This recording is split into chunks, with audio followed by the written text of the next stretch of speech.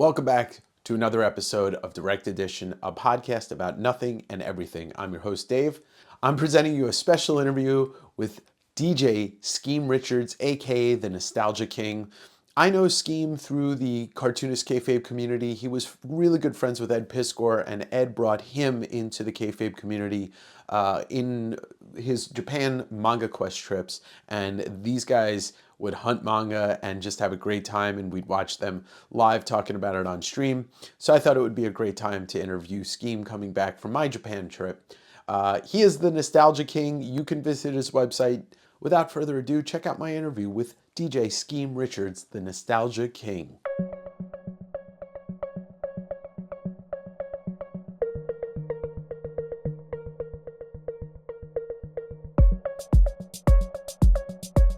Welcome back to Direct Edition, and on the heels of the Japan trip stuff that I've been feeding you guys, I have a special guest with me today, and that special guest is from Philadelphia. He's not just a DJ, he's not just a writer, he's not just a producer or world traveler, but he is the Nostalgia King, and that is Skeme Richards. DJ Skeme Richards, how are you, my friend? What's up? Ed beer connoisseur, burger connoisseur, Ramen ramen connoisseur, connoisseur. Yo, man, all good. collector. Yeah, all good, man. Happy to be here. Thank you for having me. You know, Yeah. long overdue.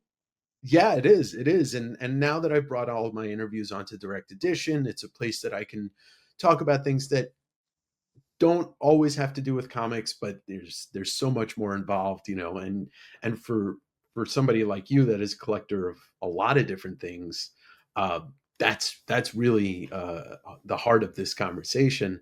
Um, but I wanted to ask you, at first and foremost, because you're a DJ, right? That is what you do, and you're from Philly, which, you know, even though I was born a Mets fan, we can still have a Philadelphia person here. That's okay. With such a rich music scene in Philadelphia for years and years and years, is there an album that you found as a kid, something that you call your own, that wasn't something that you heard from your parents or sibling or whatever? Is there something like the first album that really gripped you and turned you into this big lifetime music fan? So I think it wasn't necessarily an album that I found myself because music was just all around. Sure. Music was always in the household. My parents listened to like funk, soul, disco. My grandparents listened to jazz, gospel.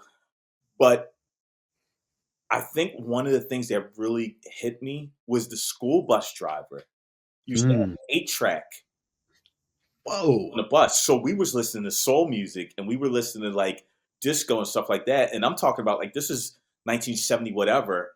Hmm.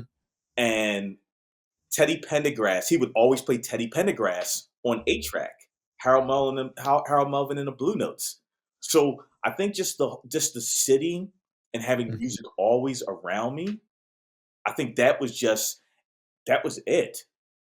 But the one record that I can say I remember buying with my own money was like one of the early rap records. It was an artist on Enjoy Records. His name was Cool Kyle the Star Child, Huh. and it was a 12-inch called "Do You Want to Get Funky?" That's a great name for And a that song. was so that record really hit me, and it was just like, okay, this is what I want to do. That's it's something that I was always aware of. Like, I still remember the first time I heard Guns N' Roses. It was at school, it was at lunch, and people were talking about this guy Axl. And as a movie kid, I'm immediately thinking they're talking about Beverly Hills Cop Yeah, and Axl Foley, and Axl left the song. But no, and I heard that, and it was like a week later or 2 weeks later, my grandma bought me Appetite for Destruction, and like that was the first band and album. I grew up listening to the Doors, the Beatles, Moody Blues, a lot of Motown stuff. My dad loves Motown, and but that was the first thing that was mine, and it literally directed me to liking the music that I liked, and then obviously Pearl Jam, Nirvana, all the stuff that came from Seattle, which is where my heart really lies. right. Yeah, there's just so much, man, and it's like that influence of being young and impressionable, and you see all these different things around you, you hear these things around you, and you just gravitate towards it. Mhm. So yeah, So so I know you start pretty young DJing and I'd love to hear a little bit about that, like, because I grew up in Long Island, so I'm not exposed to that stuff until, I really wasn't until I was older, until I was going into New York to go to parties and stuff. right, yeah. So I started DJing in 1981. I'm going to officially say 82 because Mhm. that 1 year period of you just getting hip to it and doing it. But 1981, so I'm 10 years old, and I'm hanging out with school kids my age whose older brothers have turntables. Mhm. So that was the connection to DJing for me. It's like we're after school, we go to their house practice, even though we shouldn't have been because their older brothers wasn't trying to really allow that. Right. But that was the first, time of me being like, oh, this is what I'm doing. Now I'm already seeing older guys at block parties DJing, Right. but this is me being like, oh, I'm hanging. So we're riding BMXs, we're DJing, we're skateboarding, we're doing all these things that kids do. Yeah. The DJing thing is really what took me there. And honestly, I think out of all of the kids I was DJing with, I'm the only one that still DJs. I think all of them even grew out of it 5 years into it. Huh. And I was the one still doing this. And obviously you got good at it quick because like that's a young age to do anything. I mean, I wish somebody put a guitar in my hands or a microphone in my hands when I was 10, because then now I'd probably be interviewing you for some national show or whatever, Exactly. Yeah. or I would have like somehow been a rap. No, Yeah, right maybe. up, right. That Yeah, was it. yeah. All it needs, I mean, like, it's interesting because when I think about rapping, and I started listening to rap, probably my first exposure to hip hop rap was, I remember seeing the Sugar Hill Gang video on early MTV, but it would be LL, it would be the Beastie Boys, and it would be Tribe. Right.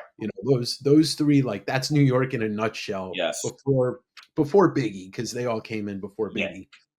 And like, especially seeing the Beastie Boys do it, because I never heard their punk stuff before it, but their early stuff is punk, I guess.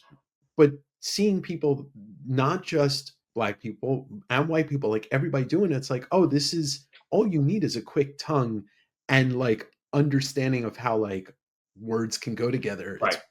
It's like verbal poetry. Yeah. It's like that the uptown hip hop scene and the downtown punk scene connect. Yes. And then that's how Yes. you get all of this crazy. That's how you get the art scene. That's how you get the Basquiat's and the Warhols and Hmm. the Beasties and the Africa Bambatas and like because everybody's connected. And that's something that doesn't happen now. And that happened organically.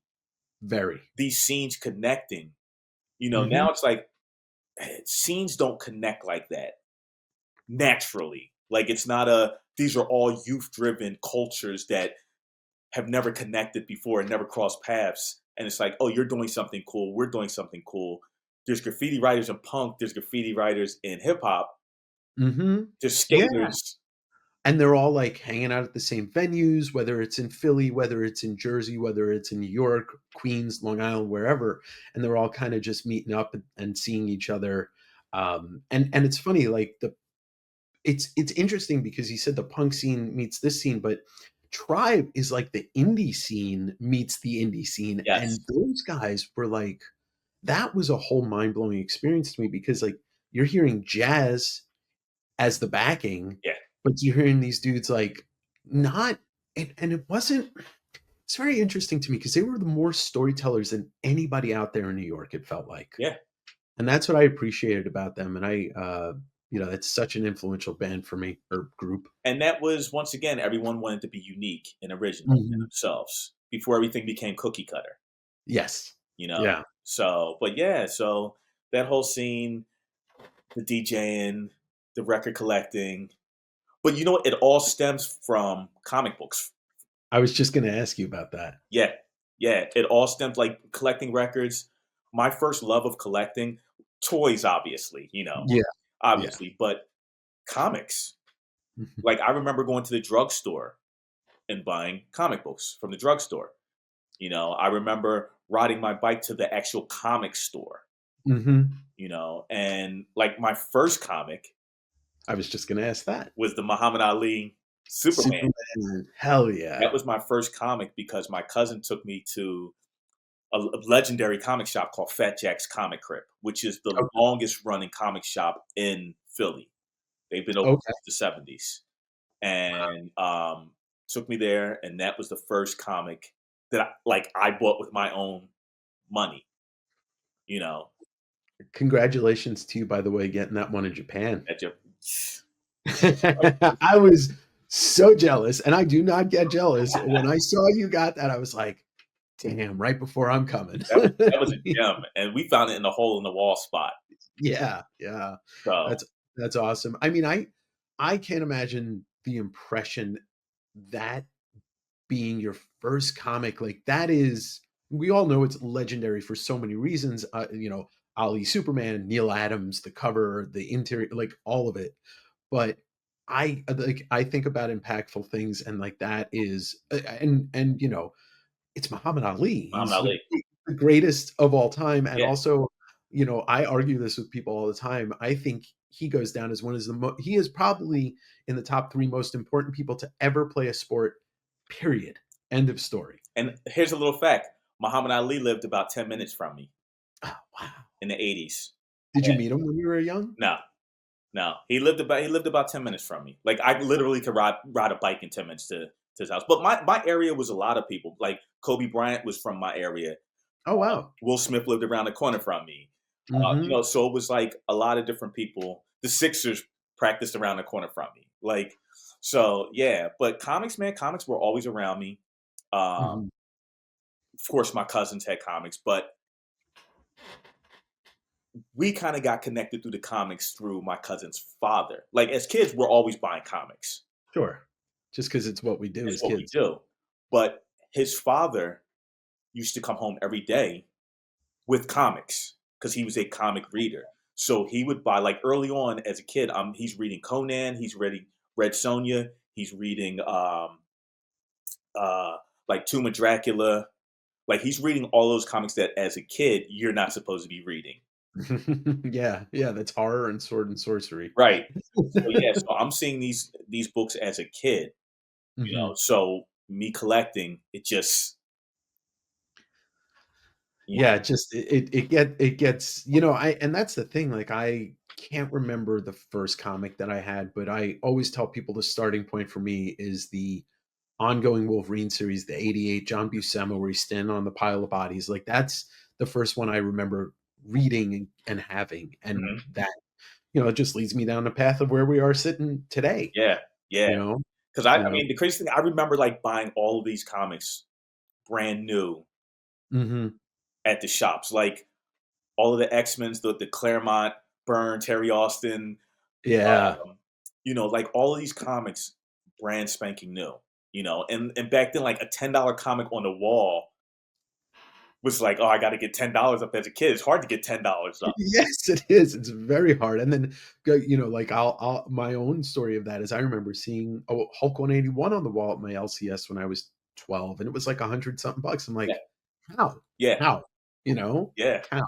Can't So sell candy fast enough to make that kind of money. no, but those were good days, man. Those were good days of just being like Yeah. comics, Slurpees, Oh yeah, riding riding bikes. bikes, and that just trickled into my old age. Yeah, yeah, and that's and with comics as a kid, and we were talking about rap, like those two things are pretty synonymous. I mean, obviously, you know, as we get to meet some of these people, Wu Tang Clan and guys like that, they would talk about their comic collections and stuff. But I think Eddie used to talk about it too. It's like, and Jim, wrestling, rap, comics, they're It's all all in there. the same name. It's Yeah. all there, and that's so true. Like because we would watch wrestling on Saturday mornings, Saturday afternoons. Hmm. Like it all went hand in hand. I feel like that's something that doesn't happen now because people are so focused on what they're into. Yeah. For us, Yeah. it was like wrestling, yes. Hip hop, yes. Kung fu movies, yes. Yeah. It was all And intertwined. even in like going deeper into it, okay, so we look at a comic and it's, about somebody that's got an alter ego, and they're, they're doing their thing, and then wrestling is about people that have alter egos and they work up these, works, and they get on the mic and they do the thing, and that's rap. Rap is an alter ego, whether it's embellished a lot or a Right. little bit. Hip hop, like, you think about it, like, everybody's got a story to tell. They probably don't live that life But completely, it's but it sounds good. it's the alter ego. It's the Yeah. Yeah, yeah. oh, So with getting into DJing, like, when did you, like, first start doing gigs, and then when did you first start, like, traveling? Because I imagine you were going to New York a lot to do gigs, or no? so first let me say I never wanted to be a professional DJ. Let's just never wanted to do that because it was just something that I did every day. It was like, okay, Yeah, I go to work was or I go it to was what you school, did. right? So first party I did was at elementary school, 6th grade, color day party. And color day was like when they would split the school up into two, the red team and the blue team, and they would just have like all these competitions and activities. Mhm. And my teacher was like, "Hey, I know you DJ. Do you want to DJ color day?" So that was like my first actual party I DJ'd. Me and my friends carried my equipment up to school. So that was my first. So that's 86, 85, 86.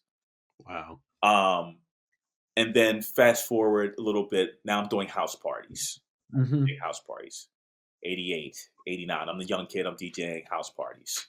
Um, and then from there, it was just like, oh, I've got an MC now and he's rapping, so I have to be his DJ for the show. Oh, wow. And it just trickled, to the point where it's like, oh, one thing leads to the next. In the Mhm. early 90s, I was more focused on doing production. Okay. Although I was still DJing, it was still like, oh, I'm more focused on production. And I'm also going to New York 3, 4, 5 times a week because there's parties. Yeah. So I just need to be in the scene and connected. Now I have a job, so I've got money, so I can go to Mhm. New York every couple days. I got a car, you Oh, know, yeah. so that just the access was there. So just the influence of that and being able to get inspiration from other places Mhm. was great. Yeah, and for people that don't know, from the East Coast, like New York, Philly, 2-hour drive with no traffic down the turnpike, Yeah, and it's most boring drive of all time, yeah. but It's crazy. it- So from where I live, I can get to New York, no traffic, an hour and 15, hour and 20. oh, wow. Traffic, hour 45. There's times I would get tunnel to bridge in an hour. Wow. Those are the days where you're just like, I don't know how fast I was going, and I don't care. Like, I remember one time coming back from New York, it had to be like 4 o'clock in the morning. Yeah. I'm looking at the speedometer and I'm doing like 1 to 110, 85 miles. It's 85 miles from Philly to New York. Yeah, yeah, I'm yeah. doing like 100, the whole time because I'm like, all right, I just want to get home. I'm tired. I just want to get home. Yeah, yeah, just trying to beat that sleep. Yeah. So those are good days. I can't do that anymore. Now I just catch the train. Yeah, yeah, you can't do that shit anymore. I remember I got into New York I lived in Deer Park, Long Island, at the time, and I got in from my driveway to Times Square because my friend got me into an MTV thing in like 32 minutes. I'm like, I don't want to know how fast I was going. I didn't kill anybody, and I'm right here. Exactly. That's a record right there. That's a record.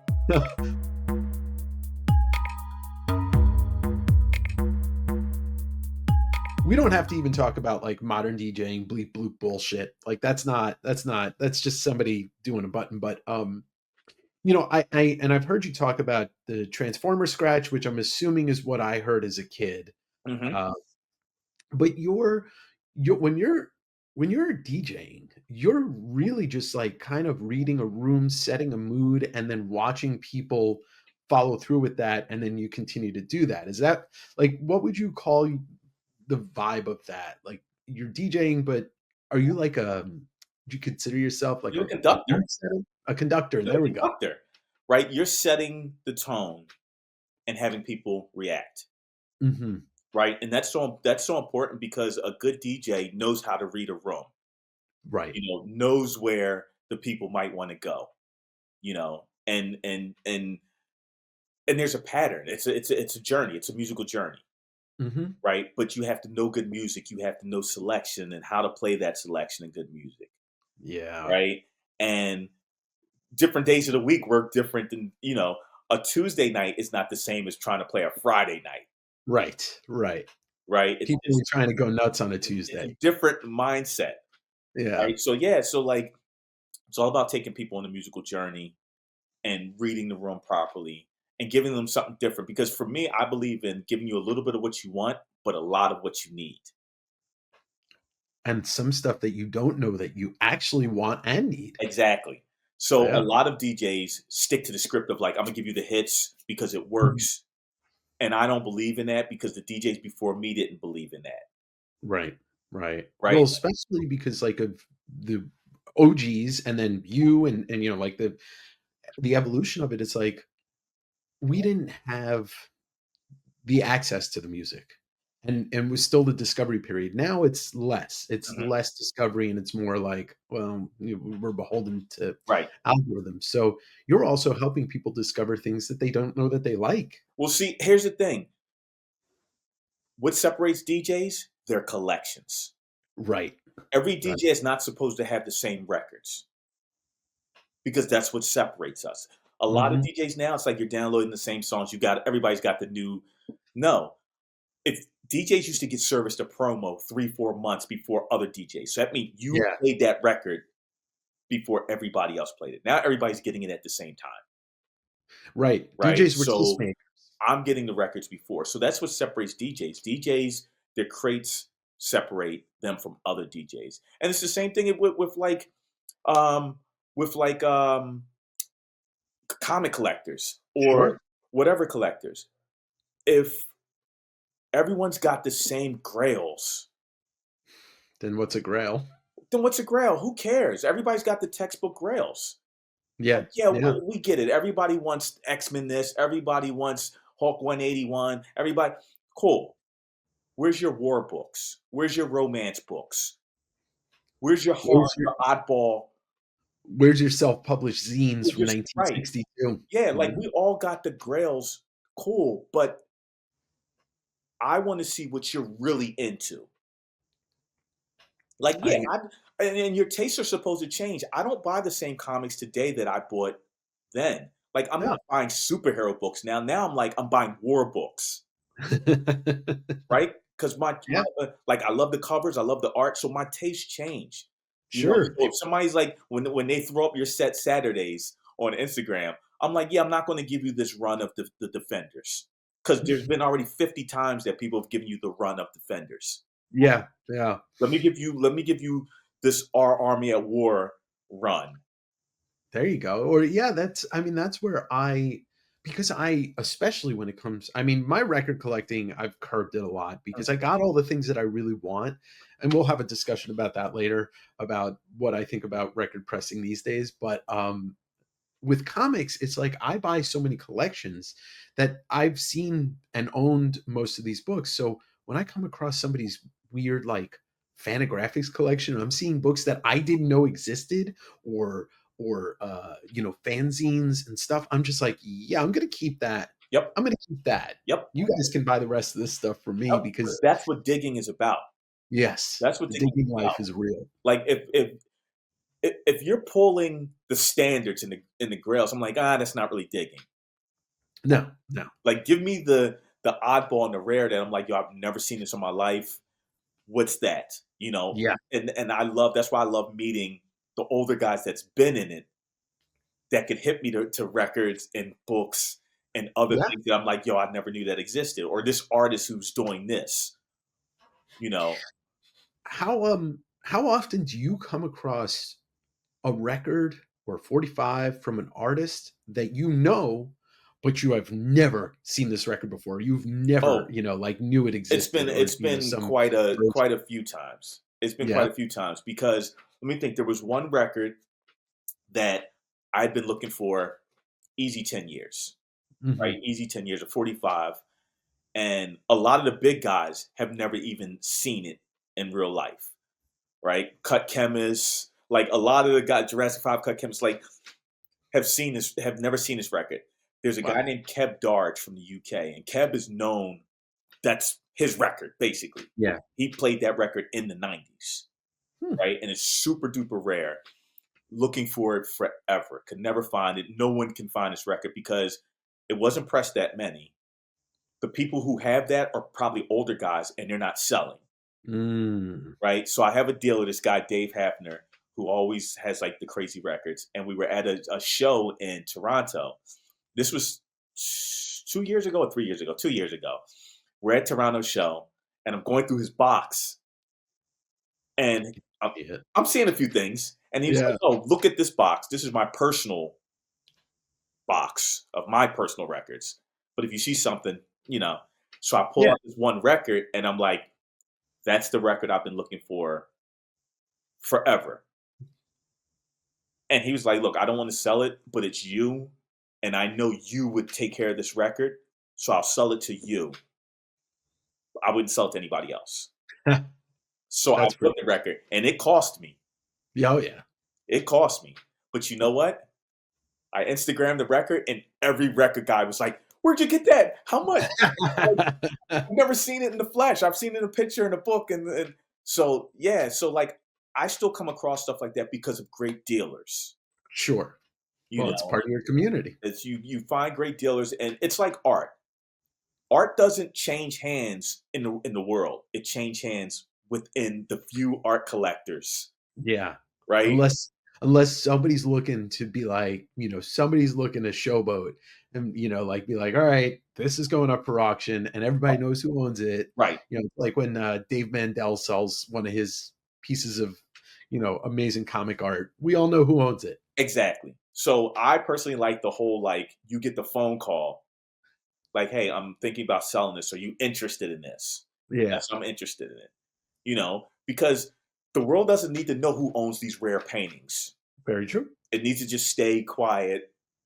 Very true. Yeah, because you never know. You You never never know. know. It's like certain cars. It could be this rare Porsche or Ferrari, and Oh, you know, it's only got 20 it's gonna miles on pause it, and again. now it's changing hands It's and gonna it's been through pause. three Come on. owners, Why but is it? nobody knows the three owners, Yeah.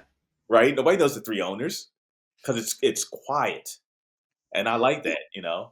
Yeah, I like knowing that I own some pieces of art that, maybe some people know I own and some people don't, But that's because that's what makes for when you do the book in 20 years yeah. and you put stuff and people are like, "What?" Mind blown.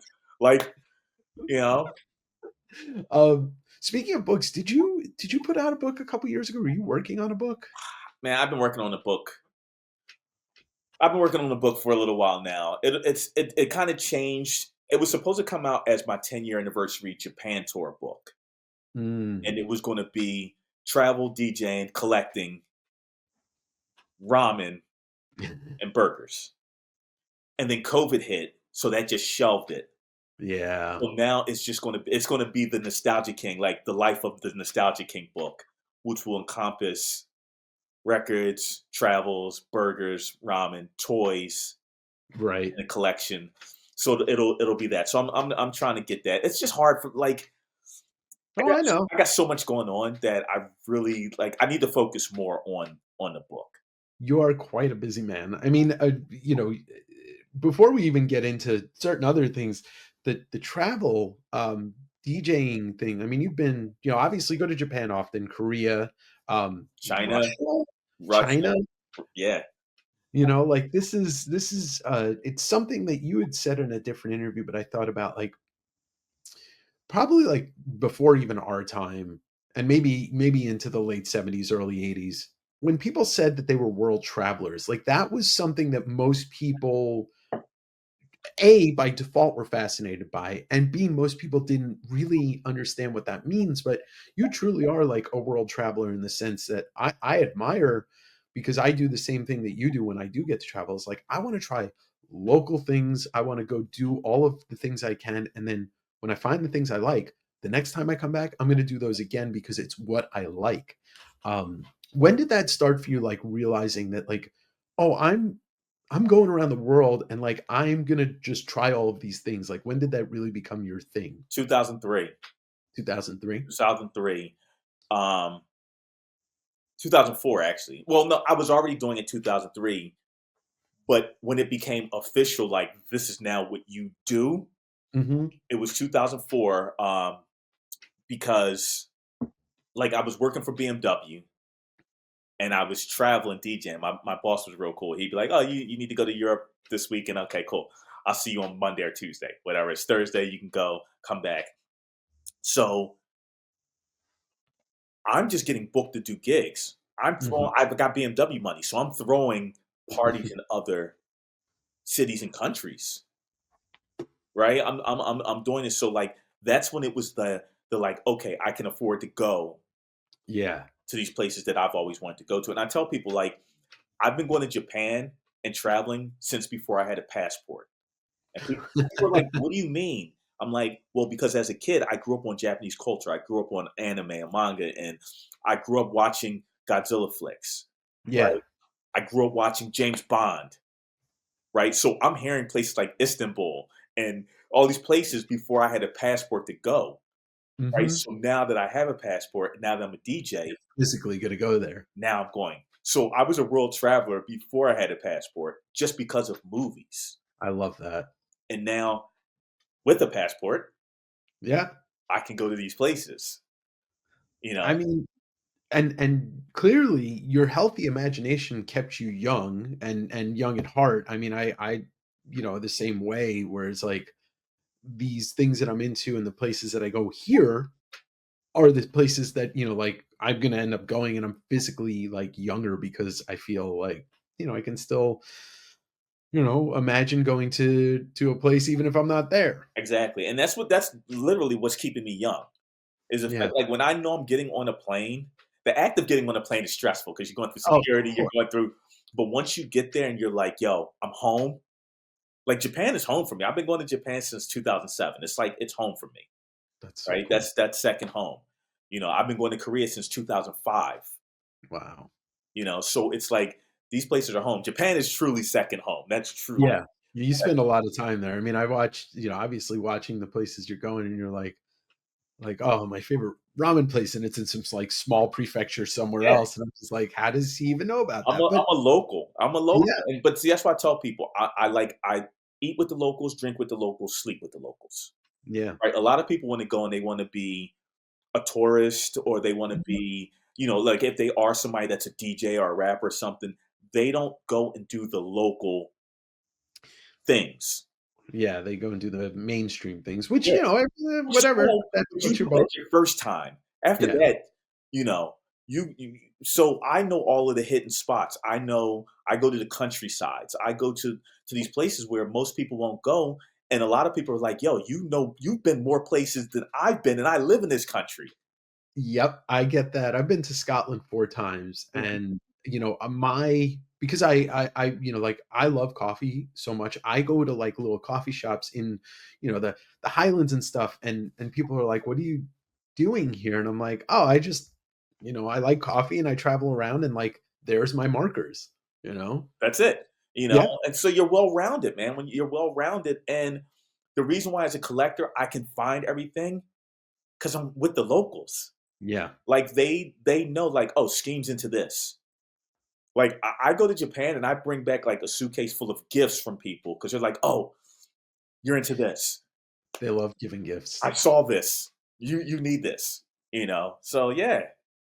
Man, I mean, obviously, I'm coming off the heels of my first Japan trip, but because I traveled so much in my life, the local doing local things is it's inherent for me. And just like you, so I'm in Koenji, and Sean's telling me this, and this, and I'm doing those things, and then I'm checking out other things that and it really does pay to do that. And that was my first time going. I Um, noticed you were around. You got around.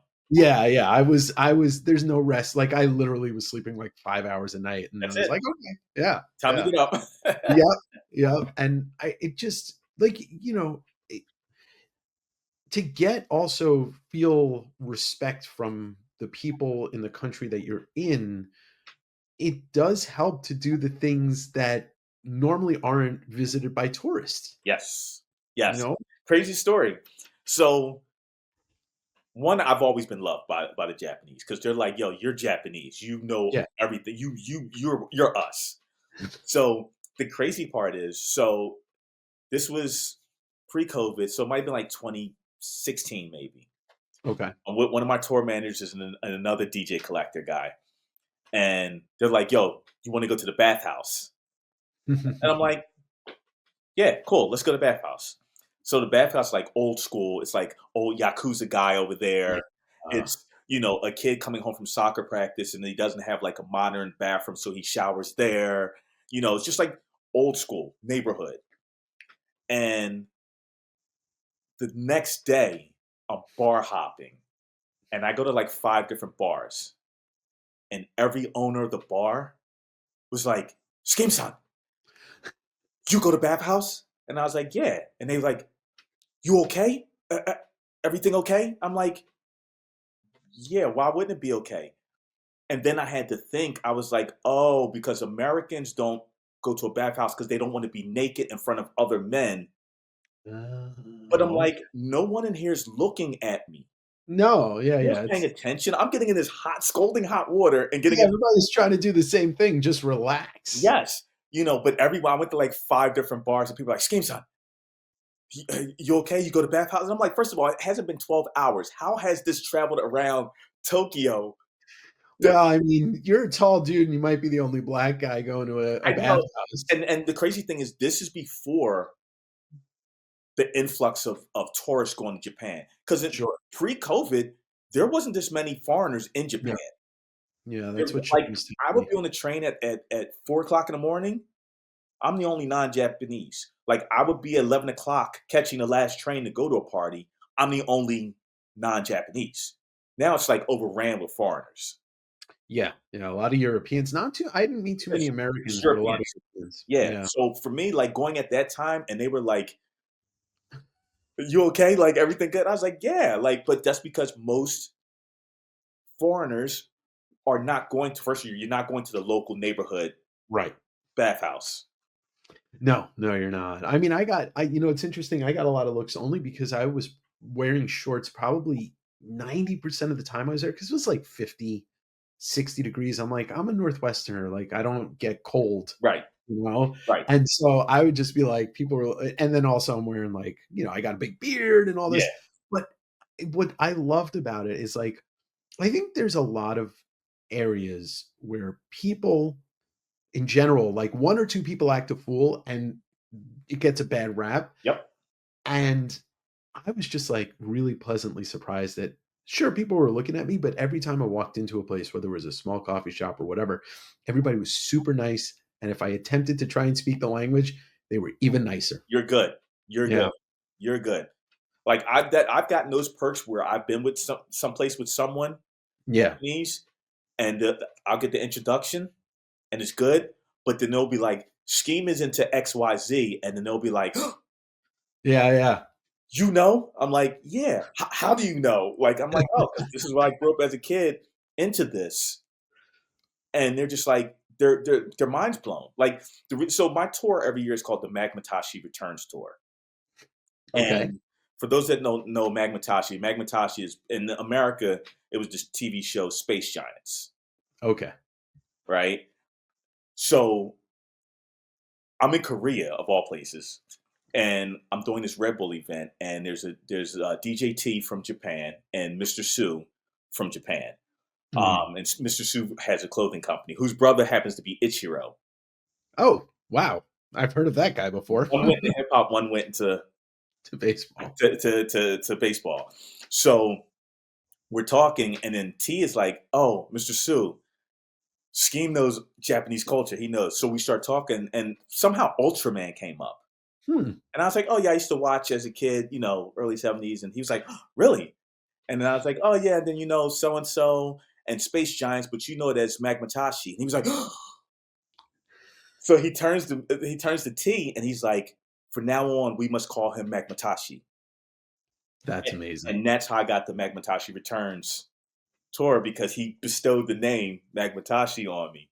And I'm like, okay. But that's the level of respect and love Mhm. that I get from the Japanese. So yeah, it's I found one of the things that I found that was helped me have some great conversations with people is like I went to a couple of restaurants where people spent time, whether it was in America or in English speaking countries, so they spoke a little bit, but they were still, bring their sensibilities and their culture to the restaurant that they own. And like that helped me have some really good experiences because they would ask me, "Oh, what are you doing in Japan?" I'm like, "Oh, I'm here buying manga." And they're like, "Well, what else you do?" I'm like, "No, no, I'm here buying manga and going to Mandarake and hanging out in all Right, these places." And people were fascinated by that because like as we know, there's only really two people that do that for a living in Japan, let alone, right, right.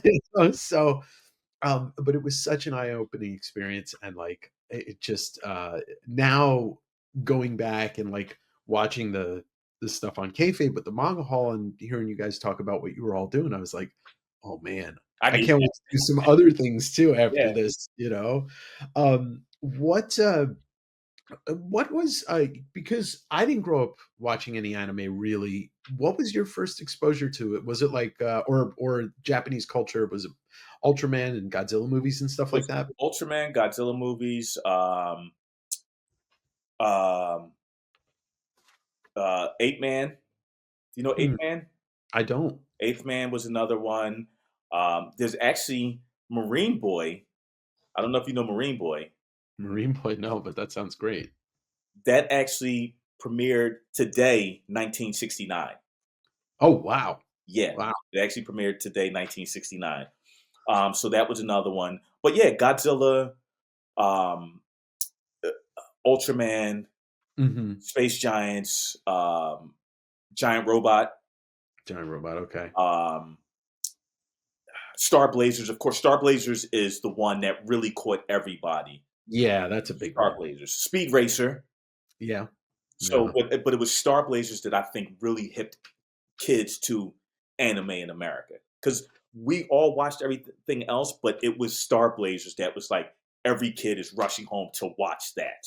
Hmm. So yeah, so it's always been I think there's a bit of a gap because I'm born in '79, so I like in the early '90s. I think Vampire Hunter D was the first thing that I remember, but it would be Pokemon that really explodes everything. And I was like 18 when Pokemon came out, so I wasn't really looking at it, but I knew it. mhm, Uh, but I always said to people, like, when I wanted to talk about going to Japan, I'm like, I want to go with either somebody that's from there or somebody that's been there enough to be like, oh, here's, but now it's like, okay, now I know all of these people that are either going there often or going there when I'm there or living there. right. So it, You know, it's crazy that so when I first started going, some people would tell me, "Oh, you're looking for this. This is here." I mhm. found the best things and the most things by mistake and discovery.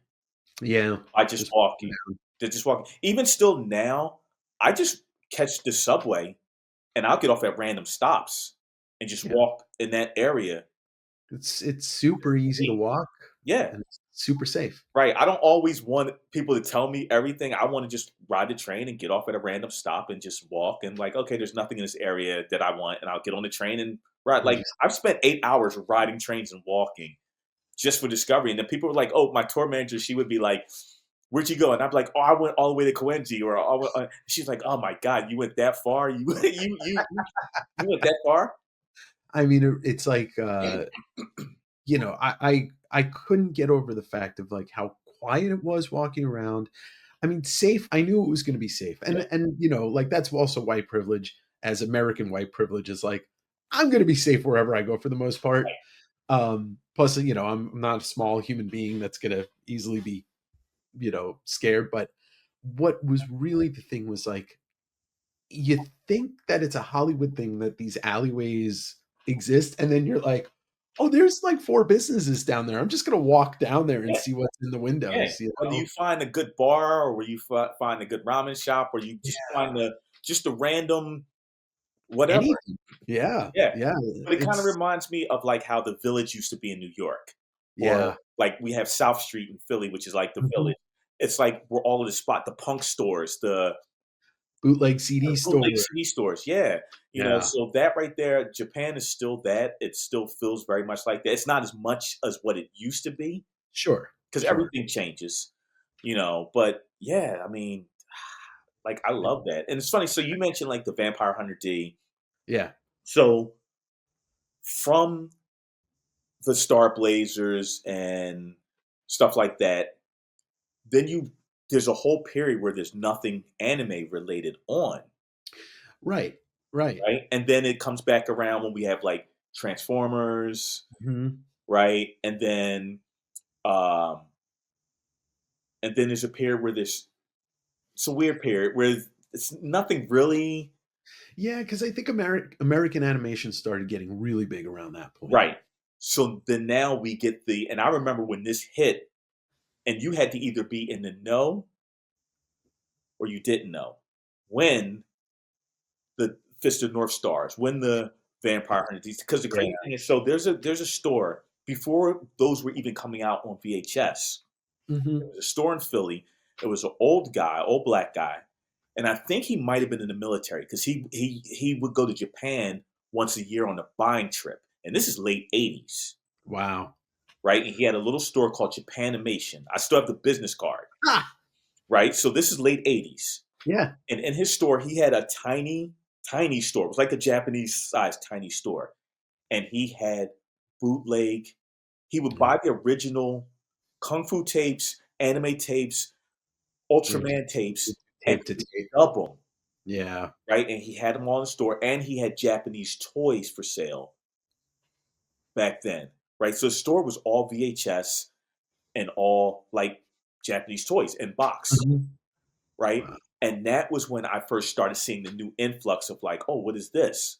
What's this new anime? What is this? Yeah. Right? So now we're talking 88, 89, right? And also in addition to that, he had all of the John Woo flicks, like the Yeah, hard boiled Hard and all that Boiled. good stuff. Right. So he had all these flicks, and the next thing I know, it's like, oh wait, Fist of North Star, Vampire Hunter D, Wicked City, Demon City, Mm. right? And now I'm seeing all that. I'm my mind's blown because that's when I had stopped. Did I stop buying? I stopped buying comics around that late '80s period of time. Okay.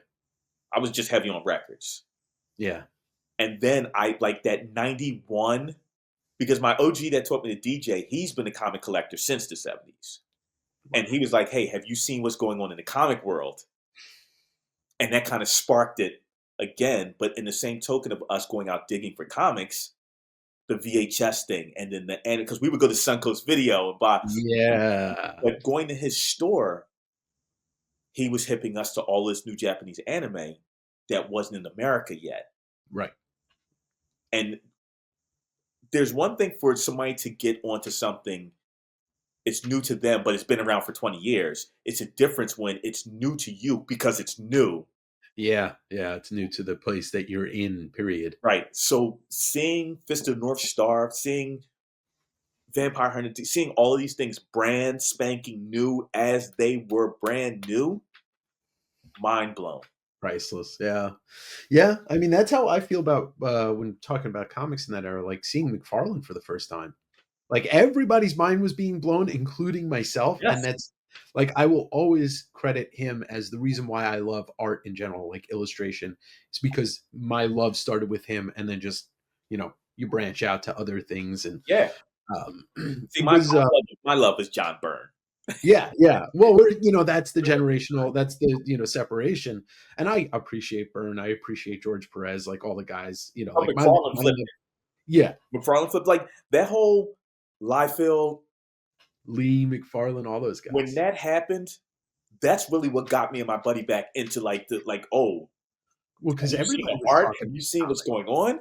Yeah, And that was that era. It was just like, okay, now the what was I? The 25-year-old me or 24-year me is back to now being the 10-year-old me. yep. It But always I have brings, money now. I can buy comics now. I can afford to go to the shop every week and yeah.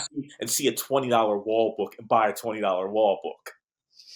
I wasn't there yet. I was only, 1990. I was barely even 11 years old, but, you know, it was still the same, now and then. But as I got older, I was like, oh, I can go back and buy all that. Now I can go back and buy the original art, which is crazy. Crazy, but like and it's crazy because now that we have money, it doesn't hold the same value to buy a wall book Right, a wall book. Yeah, that we peered at as a kid for so long, wishing.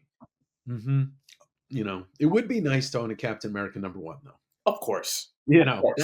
That's a wall book that's unobtainable and Yeah, probably will but be for the rest of those my life. books, but like us seeing certain books now and looking on the wall and be like, man, I remember as a kid I would see this, and I mean I remember seeing what is it, Avengers? What's the first Vision? 50, 57, I think. 57. I remember seeing that probably when I had money as a job, like 1990 on the wall, and it was probably $50 or something. I don't know. Yeah, and it And felt like 500. and me thinking back then in 1990, that's a lot of money for a book. Yeah. Yet here it is. I'm spending $200 in Suncoast Video, buying VHS, week after week. But that $50 book was too much. Yeah. Yeah, it's all in perception and then obviously in the means that you have at that age or whatever, Right. you know. I Now, wanted to money's ask. no expense now. I spare no expense on anything. Yeah, no, what's his name from Jurassic Park? John Hammond. I'm John Yeah, Hammond. Spare no expense. yeah, Yeah. spare no expense. You know. You know. So I wanted to ask you because it's been such a cohesion and admiration. Japan and Black culture has been for as long as I can remember, at least as a kid to now. And even so, when I went to this.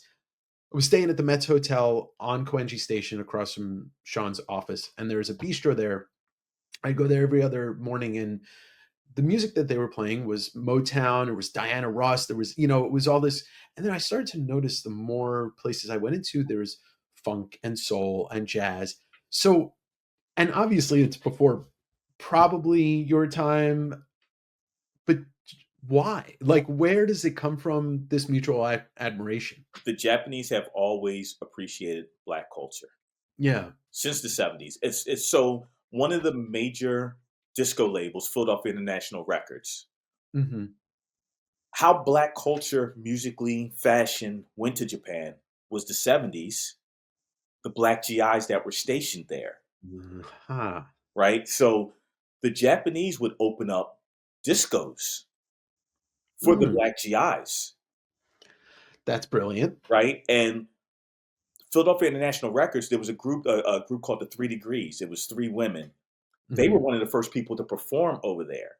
Oh, So okay. now you've got these disco clubs serving soul food with Japanese with afros, bell bottoms, hanging with the Japanese are always very inviting people, Sure. Yeah, yeah. right? So you're not going to go to any other country and they start opening clubs for you. Maybe the Philippines. It would have to be an Asian country, Right, right. It's some version of an Asian country, right? right?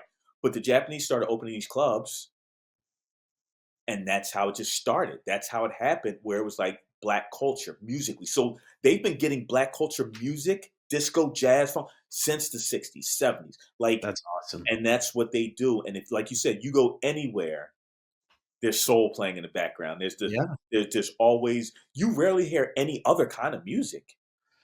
you're right. I'm trying to think like because I am a very aware person, and when it comes to music, like if there's music on in a store or background somewhere, I'm listening to it and I'm like, "Oh, I know what that is," or Right. "What is this?" Right.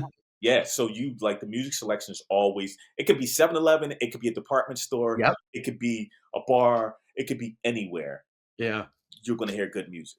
Yeah, jazz seems to be the most prevalent in coffee shops, but you Yes. can tell it's either a jazz from America or it's Japanese Japanese people. jazz. Yeah, and Yeah. it's great. Like I mean, and for people that ever want to deny this, like black people have pretty much invented all music. Like all music came from black people. Like that's just maybe except country bluegrass, but I bet you can get it there. You can, right. Or a polka. Yeah, yeah, like, and then maybe, like, folk music because it comes from, like, a long time ago, might Right. have been, white people in Right. Scotland or But some shit. everything else, it came from black Yeah, people, yeah, you know? yeah, I mean, and look, I mean, music history goes back, when I first started learning about Lead Belly and somebody like that, like, Robert Johnson and, Yeah. Delta you blues. know yeah, and so it's music, and I know you've talked about this, and anybody that gets deep into music, we all know it comes from struggle. Like good music, all good music comes Always from comes some from the struggle. struggle. Yeah. Always. I look at a lot of the bands in like the early 2000s emo wave that came out of Long Island. Like these are people that are just singing about the struggles of being a teenager. Yep. Kurt Cobain singing about the struggles of being a teenager, also like singing about the struggles of having ulcers and all this Yeah. stuff. Like, and so It's always struggles and oppression. yes, and Always those struggles and oppression. two things unfortunately go I mean, hand in hip hand. hop, struggle. Yeah, yeah, Like yeah. all good music comes from oppression and struggles. Yeah, and so, it was just really interesting to see it because I mean, I know karate films and rap goes together hand in hand. Hand in hand. Quentin Tarantino has showed us like what a white person does when they take in both of those things. They Yes. take in, and the Wu-Tang Clan have shown us. Yeah. So it was really interesting to see that. Like it was very unexpected for me to hear all of that music that I was familiar with. It because, like I said, my dad listened to a lot of that stuff when I was younger, more towards the Motown stuff Hmm. and like the groups with like 5 women or 4 men or whatever. Right. Right. But hearing that stuff in Japan, I was like, oh, this is not a celebration of America. This is a celebration of Black culture. Right. You know, Right. so Side note, speaking of Tarantino, yeah. and this is one of those things where I say could never happen again. So there was in New York City in the subway, there Mhm. was, you know how certain subway stations underground have like stores or whatever. Yeah. One station, there used to be this guy named Tron, right? Tron had a little store that sold Kung Fu VHS tapes. In the subway. This is early 90s. Because Wow. back then there was Yeah. a bar in there or whatever. So he had a store that sold Kung Fu VHS tapes. Next to it was a little Irish pub. This Irish pub is a known meeting point for Russian and American spies. It's a known, right? But that's not the kicker. That sounds far fetched, but that's not the kicker. Tron's store is where Tarantino would come to in the early 90s to buy Kung Fu tapes. Oh, wow. Samuel Jackson would come to that store and buy Kung Fu tapes. Man. That's something that will never happen because Samuel Jackson couldn't get those, or Tarantino on the West Coast. He can't get those No. flips on the West Coast. It wasn't on the West Coast. That was the East Coast thing, bootlegging the Kung Fu flips. Oh, yeah. Bootlegging pretty much everything started in the East That was Coast. East Coast, Yeah. right? So imagine that period of time where an unknown young Tarantino or Samuel Jackson are coming here to buy VHS tapes, and there's a Irish pub With or spy. English pub which was a known meeting point for Russian and English spies. That shit's wild. New York, I mean, and I know like Philly and the East Coast, like we grew up in these cities where like and used to live there. I am so thankful that I grew up in a place like my parents and used to take me and my brother into the city all the time, and we go to the Village and we go to Sullivan Records or we go to I think it was Next Generation and I would buy my first bootlegs there Right. before, especially for me as a kid that loved Pearl Jam, before they started doing their own tour bootlegs, I would just have to get them there and Yeah. I'd get to hear these bands for the first time live. So, and then you go to Kim's Video and you find Video. stuff, like, Yeah. and we can lament, and I do want to talk about nostalgia in general, but we can lament on the fact that these places used to exist, but they still exist in people like us, Yes. and the fact that we get to talk about them. Like, I me and my brother talk about this all the time about how like there's not enough out there about the weird shit that used to be on MTV in the early 90s, Nope. like the stuff you'd see on 120 minutes or the weird animated shorts Yep. or like all that stuff. And a lot of that stuff I have on VHS because I've always I've had a VCR since like '83. Yeah, So I was nonstop recording same. everything that was coming on. HBO premiere movie on Saturday night, record, Yep. MTV, record. So I was recording everything, and the amount of stuff that was on public access TV when Oh everybody my had their god. own stations and stuff like Yeah. that, that's an era that will never ever happen again. I don't care who has like a YouTube public access. Yeah, no, Not it's the same. different. It's different because it was regional. Dude, It was regional. You just unlocked a memory. Me and my brother, there was a channel on Cablevision somewhere in the late 90s that showed porn at 2 in the morning, and it was a public access thing, and it lasted, there were months where it was on, and then it would go away, and then it would pop up again because it kept getting caught, and then But once again, what did we say earlier? The 70s, 80s, 90s, all bets were off. all bets were off. I mean, that's It is what it is. Things happen, and it was like, okay, how can we underground this?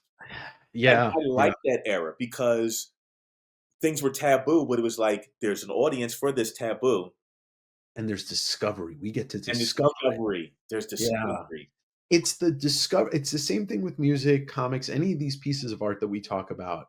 Um, there's the discovery period, whether it was you or your friend, and then there's the period where you get your friends to watch it or consume it, and you get to have these conversations Yep. about, and it felt like a little exclusive club, and not that you wouldn't invite people into. You the point was to invite people to watch it, but it was like most people don't know about this. And I've always been one that's been up on things before the masses Yeah.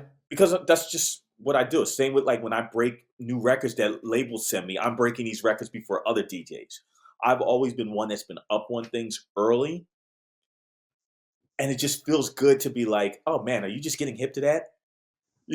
But you Yeah. have your little circle of a few people, right? You have your few people, and you guys are into it. You guys Yeah. know what's going on. Now it's like social media. We all get it at the same exact time. It's not we all get it at the same exact time, and we all get bored of it at the same At the exact same time. yeah, There's yeah. no longevity. Like the reason why music had a longer lifespan because it would come out on the East Coast, it would have to make its way to the West Coast. By the time it gets to the middle of America, it's already dying out on the East Coast and something new is coming out. Oh, now it just landed on the West Coast. So it's Yep. new on the West Coast. And then now you're like, yo, have you heard this? I'm like, that's old. We heard that 6 months ago. Now it's all the same. It's all like we all get it today. We all get tired of it at the same time tomorrow. Well, and there's no slow rollout anymore. I mean, even bands that I grew up like the 90s, whether it was rap or rock, you had albums with 3 to 5 singles that would come out in periods with videos. And so you would get the album, but the singles would still be coming out. Like one of the ones that still blows my mind, Green Day Dookie has 5 fucking singles. Metallica's Black Album has 5 singles. Which is rare. Yeah, and so you had the slow rollout, but the way that you kind of like digest music with people is you digest it, then you talk to people about it, and it's in the mainstream, and then the whole country is like into this song or into this album, and it feels like okay, there's some camaraderie. But now it's just like everything just gets dumped, It gets and done. it's on to the next thing. So I get that. Like even I'm trying to think like like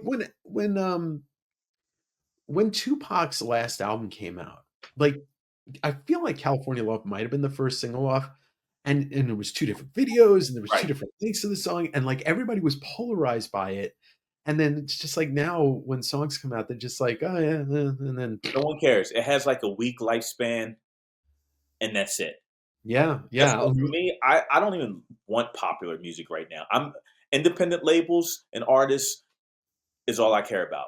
And, yeah, and, well, and that's there's I mean, really, there are no major labels anymore. no, Like, independent artists and labels is all I care about because I know I'm in the minority that likes this or even knows about it. sure, sure. So I'm Well, like, I can enjoy it. So when I do play it, people are like, "What is that?" And I'm like, "Oh, yes. that's so and so from this little label in Detroit."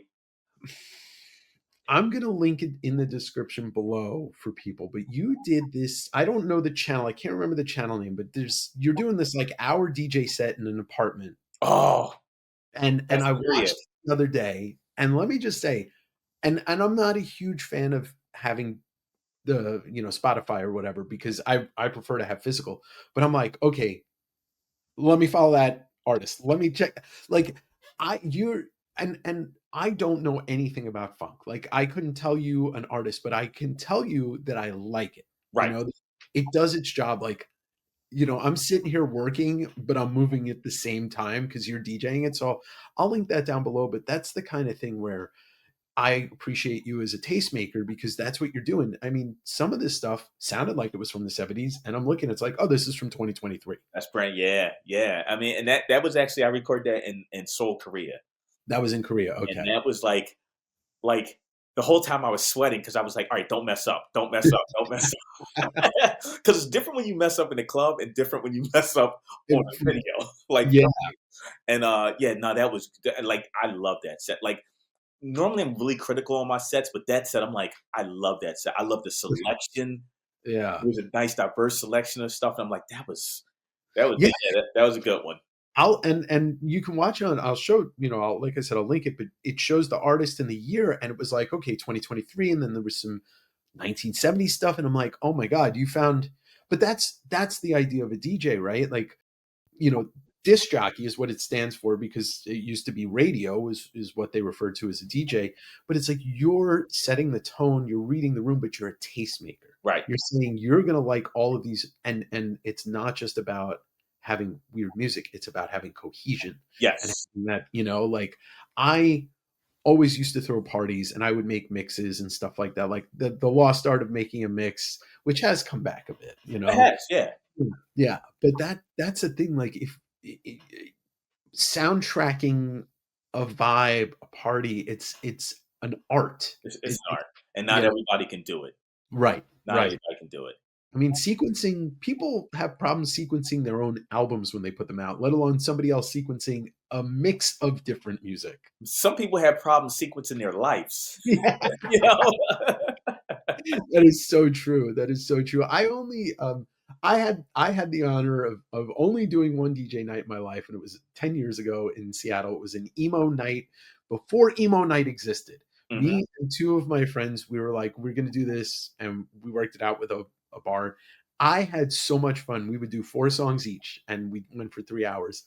And I'm just like, I want everybody to sing. I want everybody to be in a good mood. So I play like all of these great like pop punk emo songs that you could sing along to. And it's like, it brings me joy to watch people love music as much as I love music. Exactly, exactly, and Being able that's a good to- DJ. That's a good like, enjoy this like I enjoy this. Yeah. Let me Yeah. hear this because I want you to smile and look and be like, you know. Hmm. So yeah, And that's what I try to do with my comic sales and stuff. Like I'll like, this is one of my favorite Bernie Wrightson books, and I have 3 copies here. This is how much they are, or whatever. right. But Um, that's a good dealer, a good tastemaker, a good person who knows. yeah. So, yo, here's this. Bernie Wrightson's the artist. You need this. Yeah, yeah, you're gonna like this because you like the things that I like, so you're Right. gonna like this.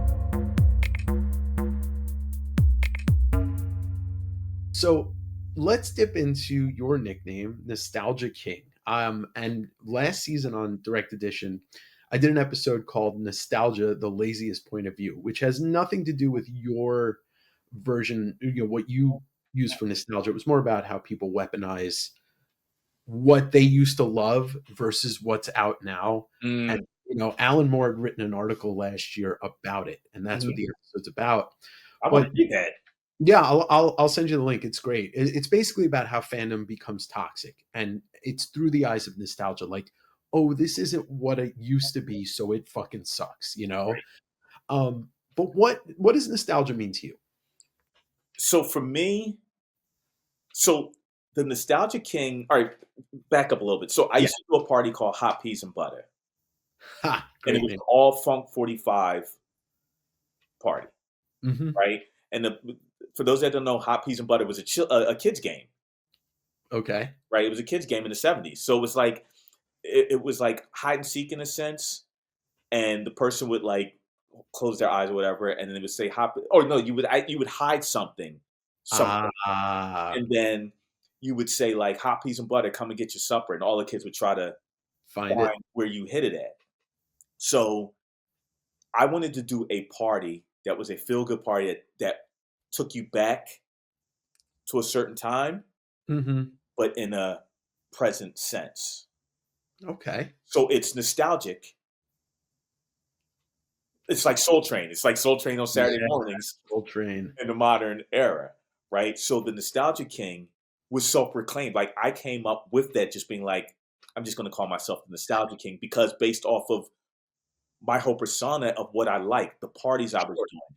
I would show visuals, which I would cut up from all my VHS tapes. I would make a 2-hour VHS of like trailers, cartoons, commercials, Oh, the wow. whole nine. And I would take the You were VCR. visuals years before anybody else has Yeah. done So I was taking a VCR to the club with a 2-hour tape. The 2-hour tape would take me 6 hours, Yeah. right? So the Nostalgia King came from that. So it wasn't to be stuck in time. It was about being future nostalgia. Right. It's taking something from the past and making it present because it's future nostalgia, Mm-hmm. right? A lot of Yep. people get stuck in nostalgia and like you said, oh, it's not the same as what it used to be. Okay, You're not well, the same. you're not the same. You're older. Yeah. Like you're not the same. You think differently.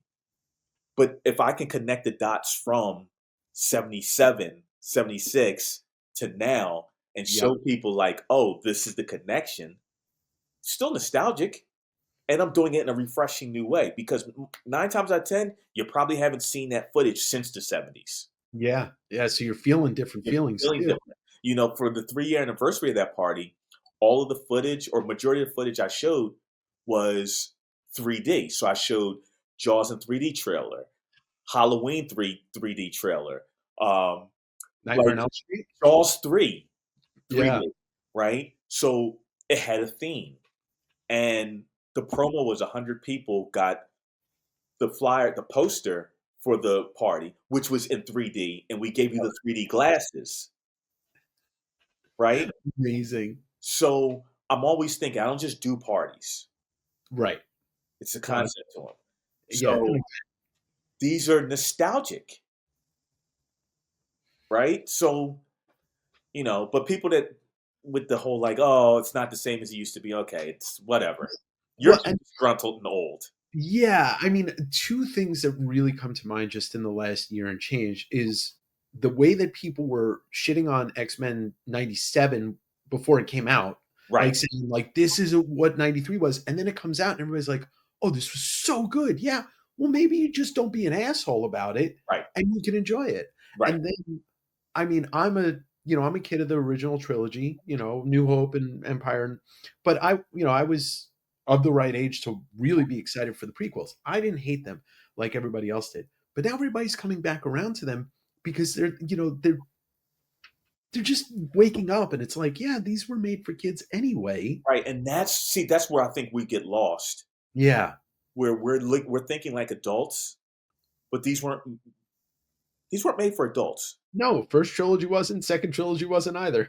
Toys weren't made for adults. And we're sitting here buying toys, and the ones that are complaining, about, oh, this toy is $200. You're buying an action figure, a Hot Toys action figure. Do you think they were going to make that at $17.99 for a kid? They know you grown ass adults are Of buying this. course. That's why it's $249. I mean, when the 12-inch Star Wars figures came out, first they were probably 3 times to 4 times the price of the regular figures. And if we just, do Inflation. the math, just do the Exactly. math. Yeah. So yeah, so that's what I don't understand. Like I don't like. I'm trying to toys and collecting and all this stuff is supposed to keep us young. Yes. But it's not supposed to make you an asshole. It's not supposed to make you an asshole and gripe about the price of things or whatever. Yo, gas isn't 99 cents a gallon anymore either. No, no, it is far from it. But I can't complain about it. no, because A stamp isn't 17 cents anymore. I mean, and that's the thing. It's just like if you're able to stay young, but also look at the new stuff coming out and not shit on it, then that seems like a healthy point of view. Bro, Not I'm 53. I've seen a lot, yeah, yeah. right? And Combined, I'm enjoying everything from, yeah, yeah, well, of course, there's things we don't like. And we're like, oh, that wasn't done as well. And legitimately, it might not have been done as well. sure. But guess what? Every There's movie we saw, the original Captain America was not good. no, it was that's putting it very nicely. That's But putting as a it, kid, it was like it's Captain America.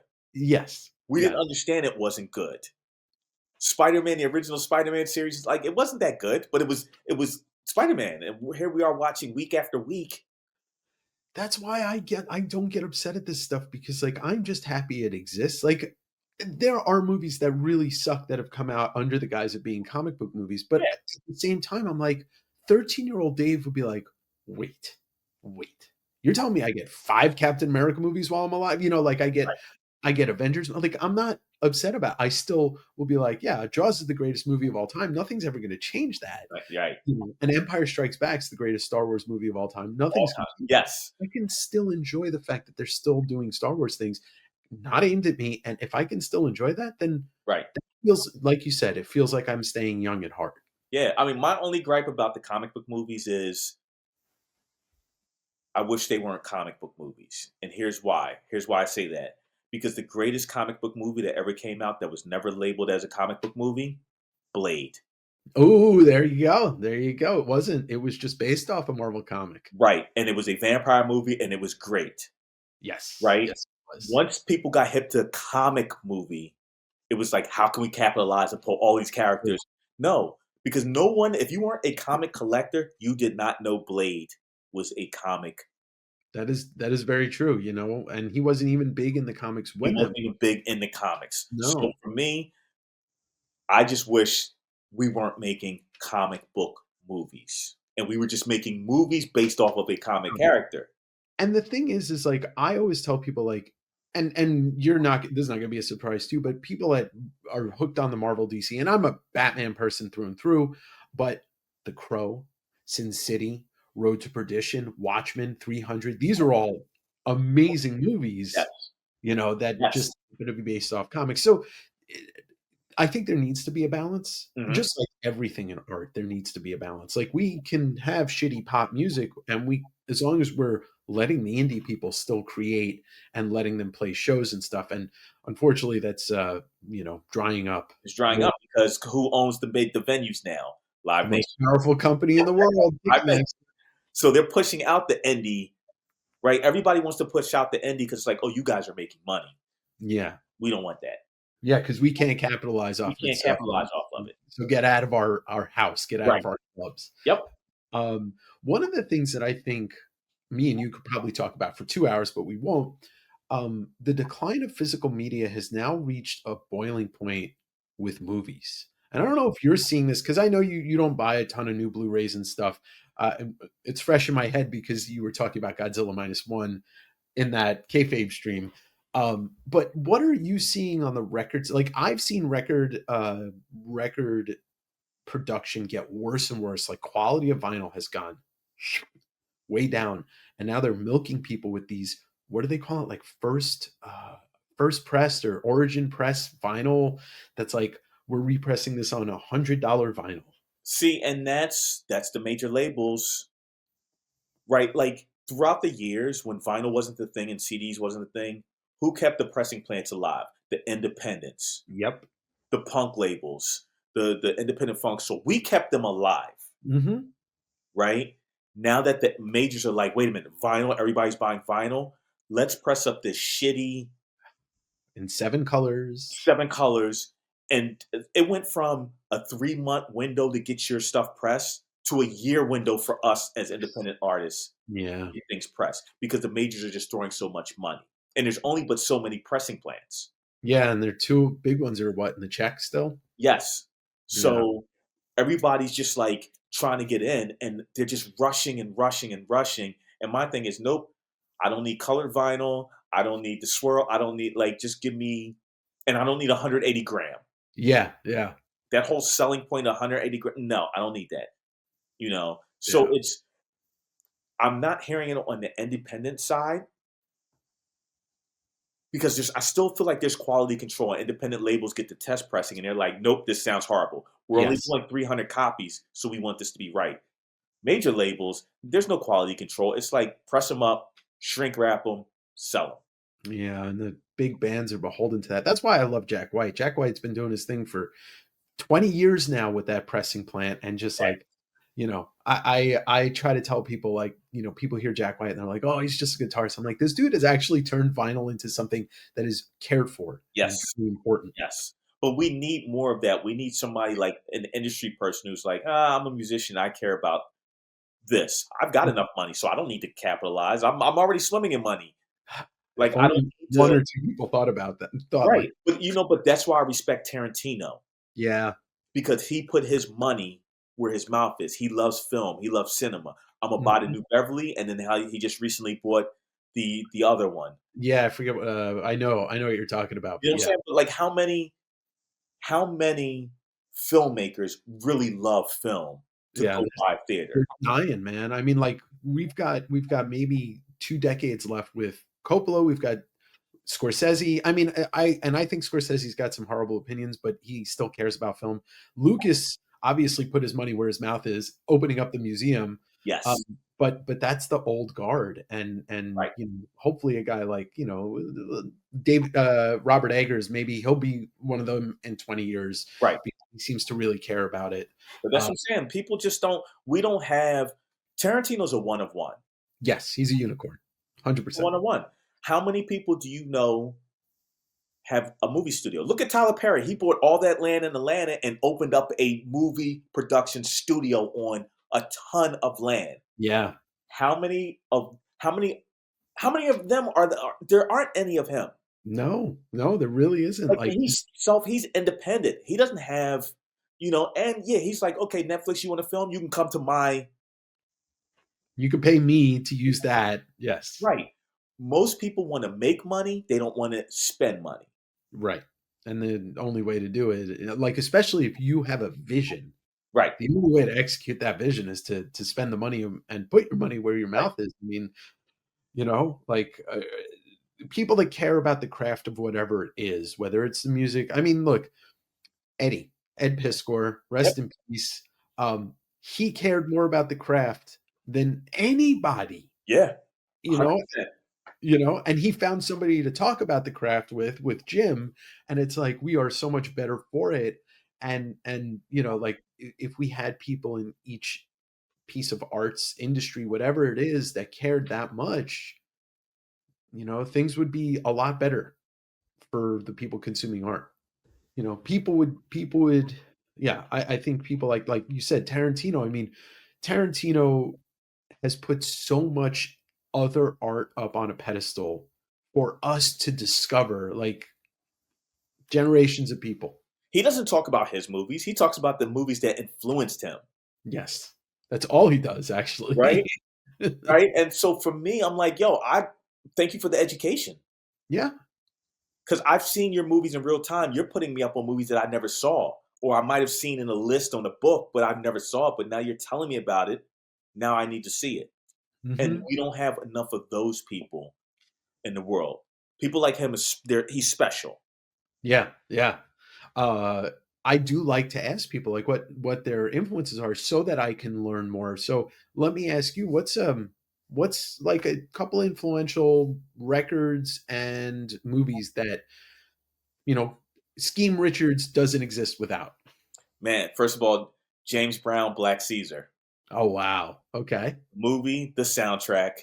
The Godfather. It's He's the Godfather. right. I can't live without that. Roy Ayers' Coffee soundtrack with Pam Grier. Can't live without that. Right. Uh, ooh, what else? What else? Put you on the spot. I'm trying to think. What else? Man, that's a good question. That's a I that's, mean, that's what I'm trying to it's a good way to know somebody. I always tell people, my favorite movie of all time is Jaws. And I don't exist without my love of that movie and Weird Al. I don't exist. My sense of humor doesn't exist without the existence of Weird Al. Right. You See, know? for me, like, all right, so I could James Brown Thunderball. Can't live without it. Right. Um, James Brown Goldfinger. Can't live without it. I'm sensing a theme here. Right. War movies. Where Eagles Dare, starring Clint Eastwood and whatever his name is, whatever. But Where Eagles Dare. Can't live without it. And that's the other thing about the traveling thing. Before I said, like, I had a passport. I was traveling before I had a Yeah, passport. So love war movies. World War II movies. My favorite movies. Like war genre, spies, war, kung fu, black that's what exploitation. Right. So when I would do my Germany tour every year, my homie who I was DJing with knew like, okay, Scheme loves these war movies. So Mhm. he would set up tour dates that coincide with certain movies that I liked. Oh, Right. wow. So there's a movie called Bridge over Remagen. Okay. Remagen is in Germany. We were coming from whatever part of Germany riding the train. And he was like, you know the movie Bridge over Remagen? We're in Remagen. That's the bridge that they blew up in the movie. Oh, wow. So I'm putting two and two together. Here's a movie I saw in 1970, whatever, late night TV. I'm riding through Remagen. I There's the love bridge, right? So movies always captured that with me, you know. So war movies, kung fu movies, spy movies, my favorite movies. Okay. I love that. I mean, for people that really take in movies and music and stuff like that is a part of who you are. Like you said, you can't live without it. I completely get it. I mean, you know, if my house were to catch on fire, I might grab like 10 records that I really, really love just so I don't ever have to buy them again, you know? Exactly, exactly. So So, and that's the hard thing about being a collector. It's like, what do I grab? yeah, seriously. I mean, it I'm glad that I found my healthy avenue of running this business. And, that way it keeps me grounded of like, what are the things that I really love to collect? And then everything else can just be sold because I'll get it again. I'll see it again. Yeah, I've But slowed down on the collecting and buying things that I don't necessarily need. yeah, There's a lot of things we want and we buy. Do we really need it? yeah, exactly. So, like, I'm more conscious on what I'm buying now. Yeah. A lot of things the eye hits you and you're like, "Oh, I want that," but then you're like, "Do I really need that?" Especially in Japan because you're Especially like, 'cause I put back a I'm lot of so books far and stuff. away from home. Yeah, I put a lot of books back that I was like, "Okay, I don't really need this." Yeah, Like, it's yeah, cool, the cover is cool, but do I really need this? It doesn't go along with everything else that I collect. Put it yeah. back. And there's there was something that you just said that I was like, oh well, the needing and the wanting and all that. I also look at it this way, like, and you're similar, and you can find that common ground with Sean or with Eddie, is that like you're going to see it again, and Mossy, like you're going to see it again. But if it's something that may never come across, or if it's a piece of art that there is only one, Never sleep on art. Buy it. just buy it. Just buy it. The worst thing that can happen is you get bored with it and you sell it for more than you bought it for. But yeah, Yeah. don't sleep on things like there's certain things that you see and Yeah. you just it's like you have to have it. And like the first time I went to Japan, I spent so much money. Yeah, I know Like that. I think I spent like 3 grand my first trip on just like records. And that's when at that time print media was still it. So I'm buying magazines, I'm buying books before the Yeah, manga. I'm like buying magazines, I'm buying record books, I'm buying records, I'm buying toys, right? So I knew I was coming back, and I did that for a couple years. I knew I was coming back, so I would just leave my clothes and just take all. right. Like I'm coming back, I can leave my clothes here. I would bring home my good T-shirts that I really love. Yeah, yeah, the ones you're not gonna get again. Everything else could stay. Now I don't spend that much because I'm like I'm going back in 6 months. Yeah, It's yeah, going to be here. That's going to be there. If it's something that I know is rare, then it's like yeah, I'm going to buy it. But something that I'm like, oh, this one pops up. Sean's had multiple copies of this. I don't need to grab it now if I don't have space or I don't have the money. right. I don't need it. Art you always buy. Yeah. You just buy it. I mean, that was the most expensive thing I bought on this trip was that Peach Momoko cover. Right. You know, So, but it's you only do one. it. That's all exactly. And it's a story piece.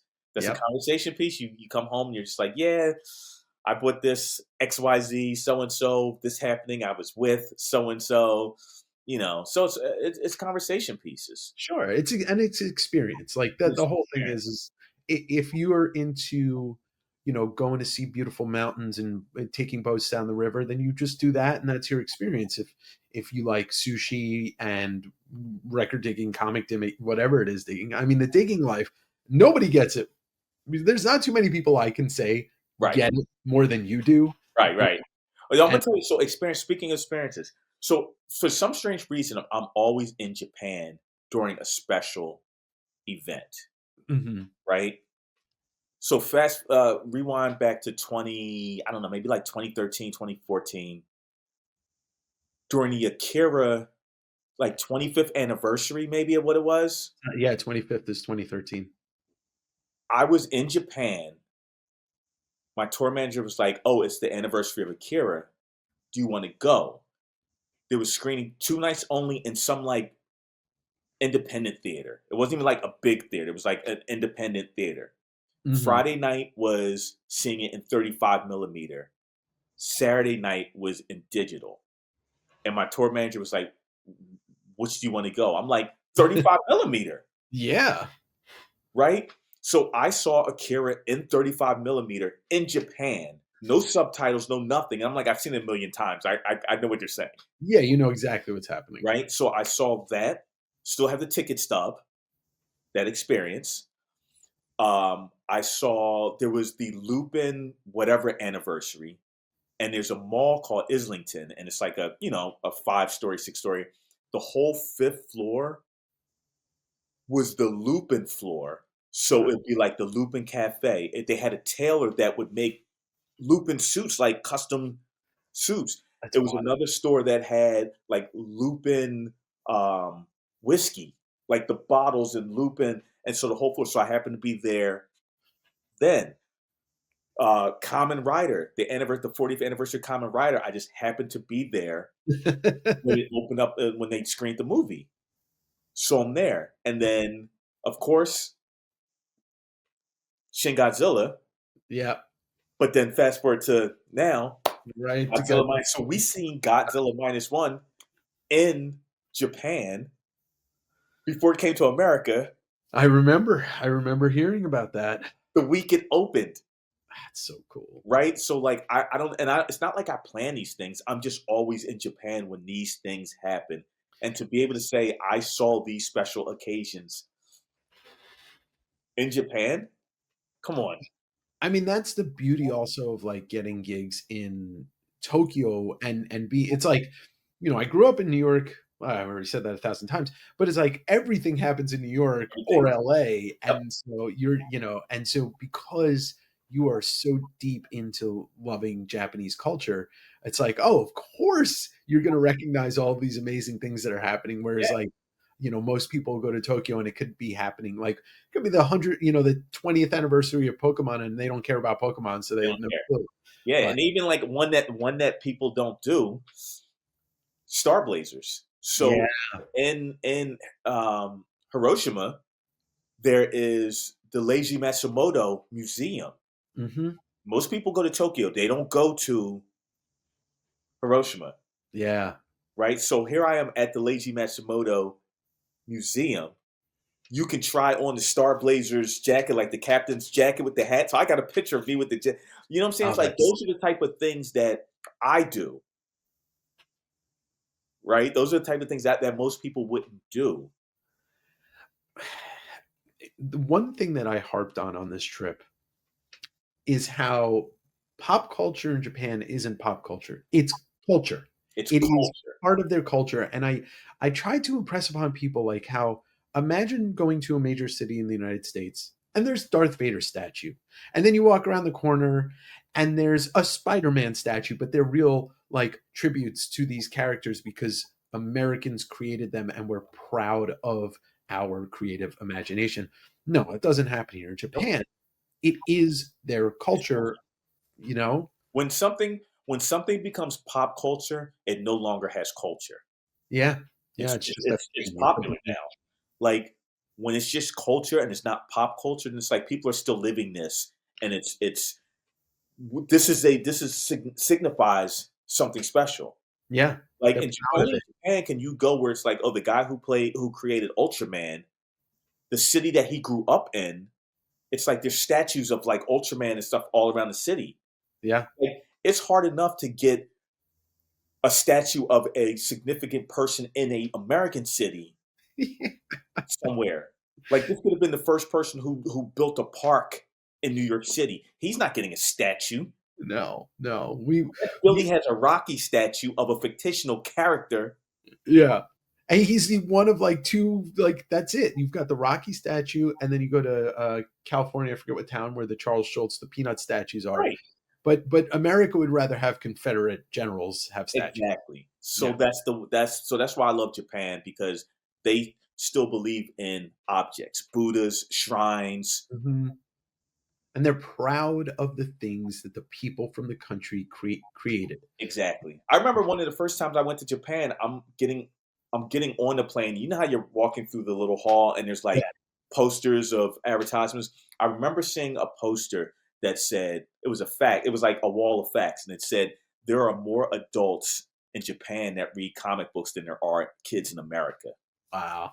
And I was like, yeah, that's true, because I remember going to Japan and after work, you see all of the businessmen in the 7-Eleven and they're all reading manga. And like it's like suits and briefcases on the floor, and everybody's just either reading manga or like, the girly magazines. Yeah, yeah. Now they're doing it on their phone, which is still fine. Like at I was least running on the phone. you're reading it. At least You're be reading. So reading it. it's culture, Yeah. right? It's It's culture. I mean, look, how this country doesn't have a Jim Henson statue somewhere. That man has been the cornerstone of 5 decades of childhood, Yes. decades of childhoods for people. Like that's more important to me than fucking pretty much anything. Like Jim Because Henson. with us, it's who's going to pay for this. It Yeah, always comes down to who's going. Like my tax dollars pays for a lot of things I don't want. it pays for nothing that you want. It pays for nothing you want and pays for everything you don't want. Right. So how about y'all just figure that out and put that Yeah. statue up of this person? If you're not going to give us free healthcare, let's get a Jim Henson statue. Right. Let's go get, let's get a Big Bird statue. Yeah. Let's Every place, Mr. Rogers, yeah, Mr. Rogers should have his own fucking he should have national a park. statue. All Pittsburgh, he should have a whatever. He should have a bridge and a Yes, road. He could something. actually stop calling it Pittsburgh. Just call it Rogerstown. All of Rogerstown, exactly. So there needs to be like every city needs to have that person. It's just like, man, we need. He's the icon of this city. Yeah, like people forget like if you try and go back to everybody comes from a different situation. A lot of people come from bad, some people come from good, whatever it is. But all of us had some Sesame Street in our life, or we had Roy Rogers, Mr. Rogers, or Yeah, like that's the thing. Like, and it's separated in this country. Like, it not as important. But you go to Japan, and it's like these mangaka, they get medals, they get awarded these things. They're talked about as historical figures in ways. In Japan, it just felt like history and hmm culture, creation, imagination, like it's all celebrated. yes, yes, it's celebrated. I'm Yeah. gonna capitalize on your little mistake right there when you said Roy Rogers. Damn, I Yeah. love Roy Rogers. Man, I miss Roy Rogers. We used to have one really close to the house. Yo, it's funny when I used to drive from Philly to New York, I would always stop at the Turnpike and go to Roy Rogers on the Yep, yep, Turnpike. because it was every turnpike stop had Roy Rogers. Classic, Yeah, classic. Yeah, yeah, man. But Japan, man, they just get it. They understand. They value people who are their icons. They value Akira Kurosawa. They yeah. value Otomo. Otomo. They value these people. Yeah. And there's always going to be a gallery exhibition featuring this person, or a Mm, museum or something featuring this person. yeah. And we're just as Americans, we're so screwed up with when it comes to that. Yeah, yeah. I mean, we started seeing just the neglection of art over the last 20, 30 years as it gets taken out of schools, music gets taken out of schools, these things like if we had more teachings or more leaning towards the art, I think we'd just be a better society altogether. I mean, could you imagine from your point of view, like having DJ being taught, like being a DJ being taught in school, like that's an option. You don't have to fucking play a woodwind instrument or something. Right, right. Like because it teaches kids also, it would teach kids like it taught you and me, you as a DJ and me as just a music fan, like the value of music in the Yes. world and society. Like I have so many friends that are in bands that stopped touring because it was not a thing that they could afford to do anymore. Right. And like that's sad. Like that bums me out. Like I can't go see a show for $20 because this band can no longer afford to tour Yeah. and be playing places that's $20 tickets. You know what's crazy? So I was looking the other day. I've got this poster in a frame of Michael Jackson on his Off the Wall tour. Oh, wow. right? Performing at the Omni in Atlanta. And I looked at the bottom. I was just scanning it, and I knew this before, but just clicked in my head again. I'm scanning it, and I'm like, "Whoa, wait a minute." Michael Jackson off the wall tour, Atlanta at the Omni. Tickets was 850 and 950. Right? You're going to see Michael Jackson for 850 or 950. That's crazy. That's insane. Because just Unheard a of. couple years Like later. you're never ever getting that era again. You Mhm. can't even go to see a indie band. No, no. I mean, for my part, my favorite band of all time and still to this day is Pearl Jam, and I still go to see them. I saw them in Seattle twice last year. Tickets were 150, 175 bucks. The first time I saw them, which was 1990, it was the week Kurt Cobain took his own life. So it's 1994 April. It was $27.50. To me, that 35, 40, almost 40 years in between, that's actually not too bad of an increase. Like they could be charging $400 a ticket. Right. But You know? a lot of that is, oh, insurance. Yeah, yeah, yeah. Like a Pay lot of that is paying for insurance for the venue and the whole nine. And I'm crew. just like, well, what did we do before? Were we on unsafe conditions before and you didn't have insurance? Probably. Hey, I'm cool with that. Yeah. Well, Give we me all know insurance is a scam give me anyway. my $27 ticket Yeah, yeah, yeah, and we don't need insurance. yeah. And especially because insurance is a scam. We all know that. We're Right. seeing it So unfold. you're paying for something that you might not be able to use. Or you Yeah. may never need it and it's not like it goes into an escrow Right, right, right. No, they would never do that. and oh, you didn't use your insurance for 5 years. Here's $1,000 check back I mean, it's just never because you gonna paid happen. into it. That's why we have heroes like Luigi. What? This is true. um, so I don't want to keep you too much longer, but I did want to ask you.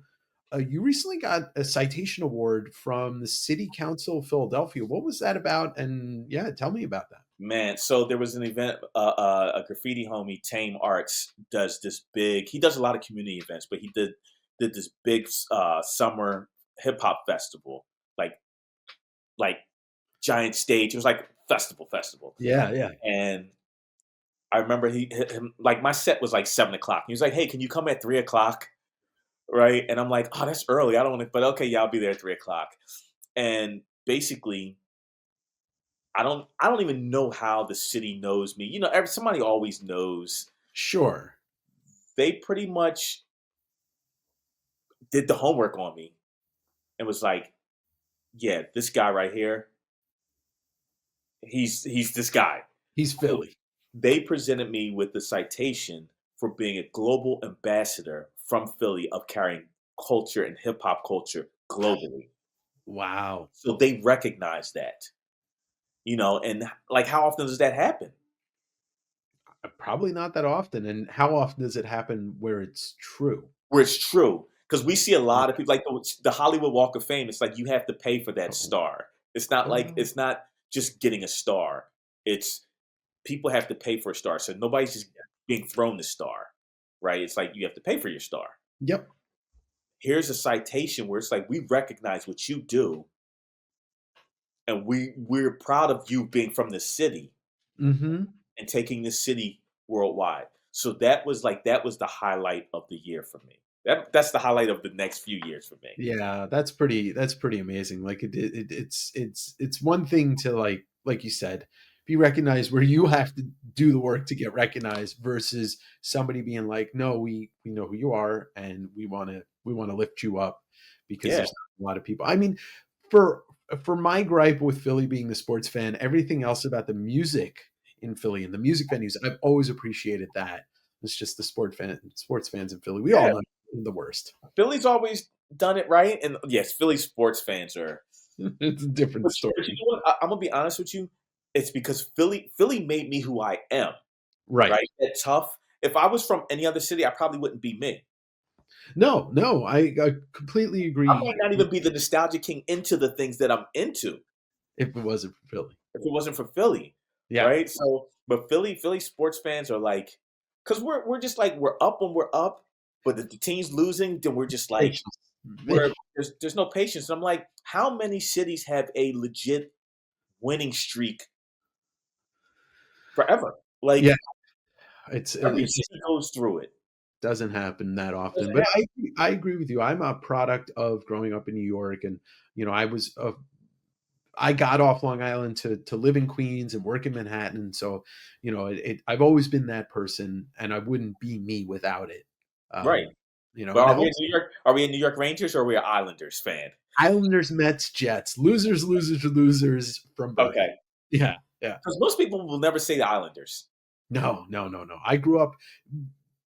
Me loving hockey comes from going to Islander games, especially when they sucked, because it was like a $15 ticket and I would sit wherever I wanted. And it's the Right. same with the Mets, like the Mets I got to see them win the World Series in 86, but they kind of sucked for the most part perennially.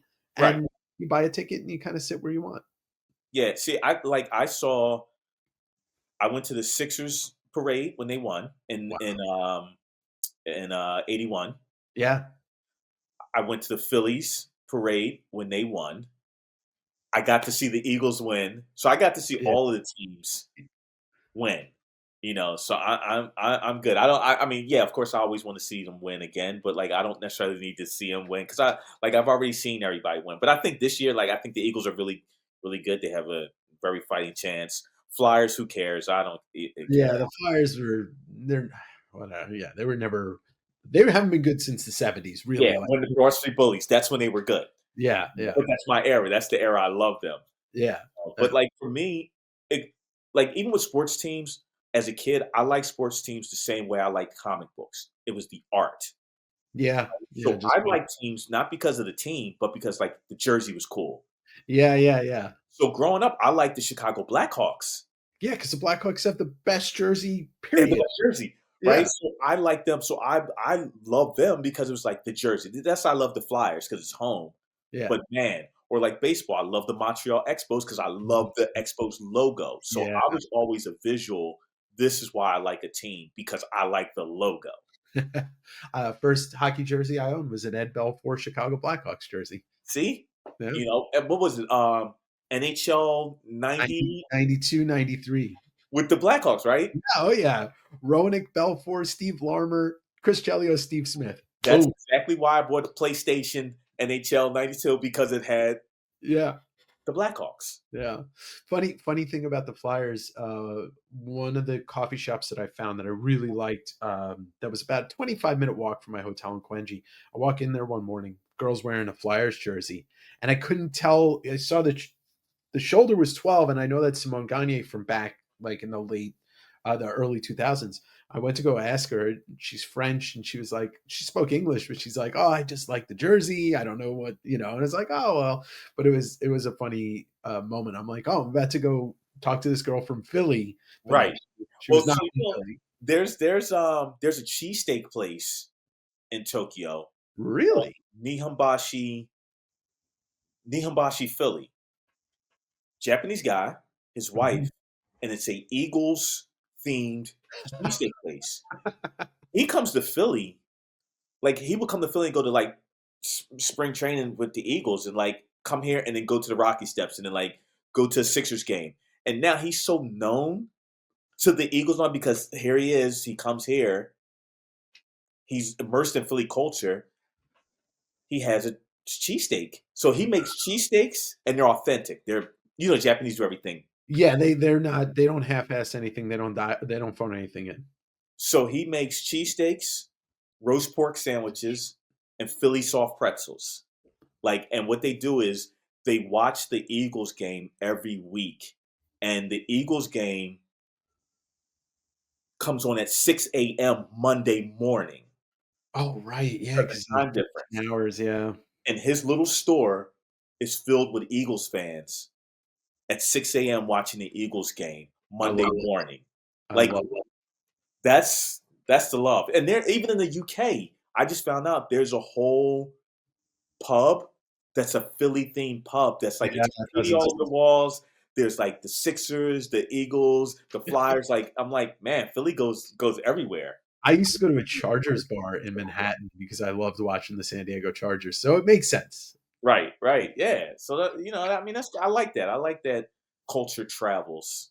Yes. Like, Um, it does, and you travel, and yeah, you love culture, so you even bring your culture, like, that's what I love, about traveling, and that's what I really find a kinship with you is not just the collecting and all the love of the art, but it's the wanting to experience the cultures in the place that you're in, but also letting people know that there is this culture that you bring to them. right, exactly, Yeah. exactly. Before we get going, and you've got a website, nostalgiaking.com. Yes. What do you have? You have anything coming up to promote? Any gigs? Any other things? What do I have?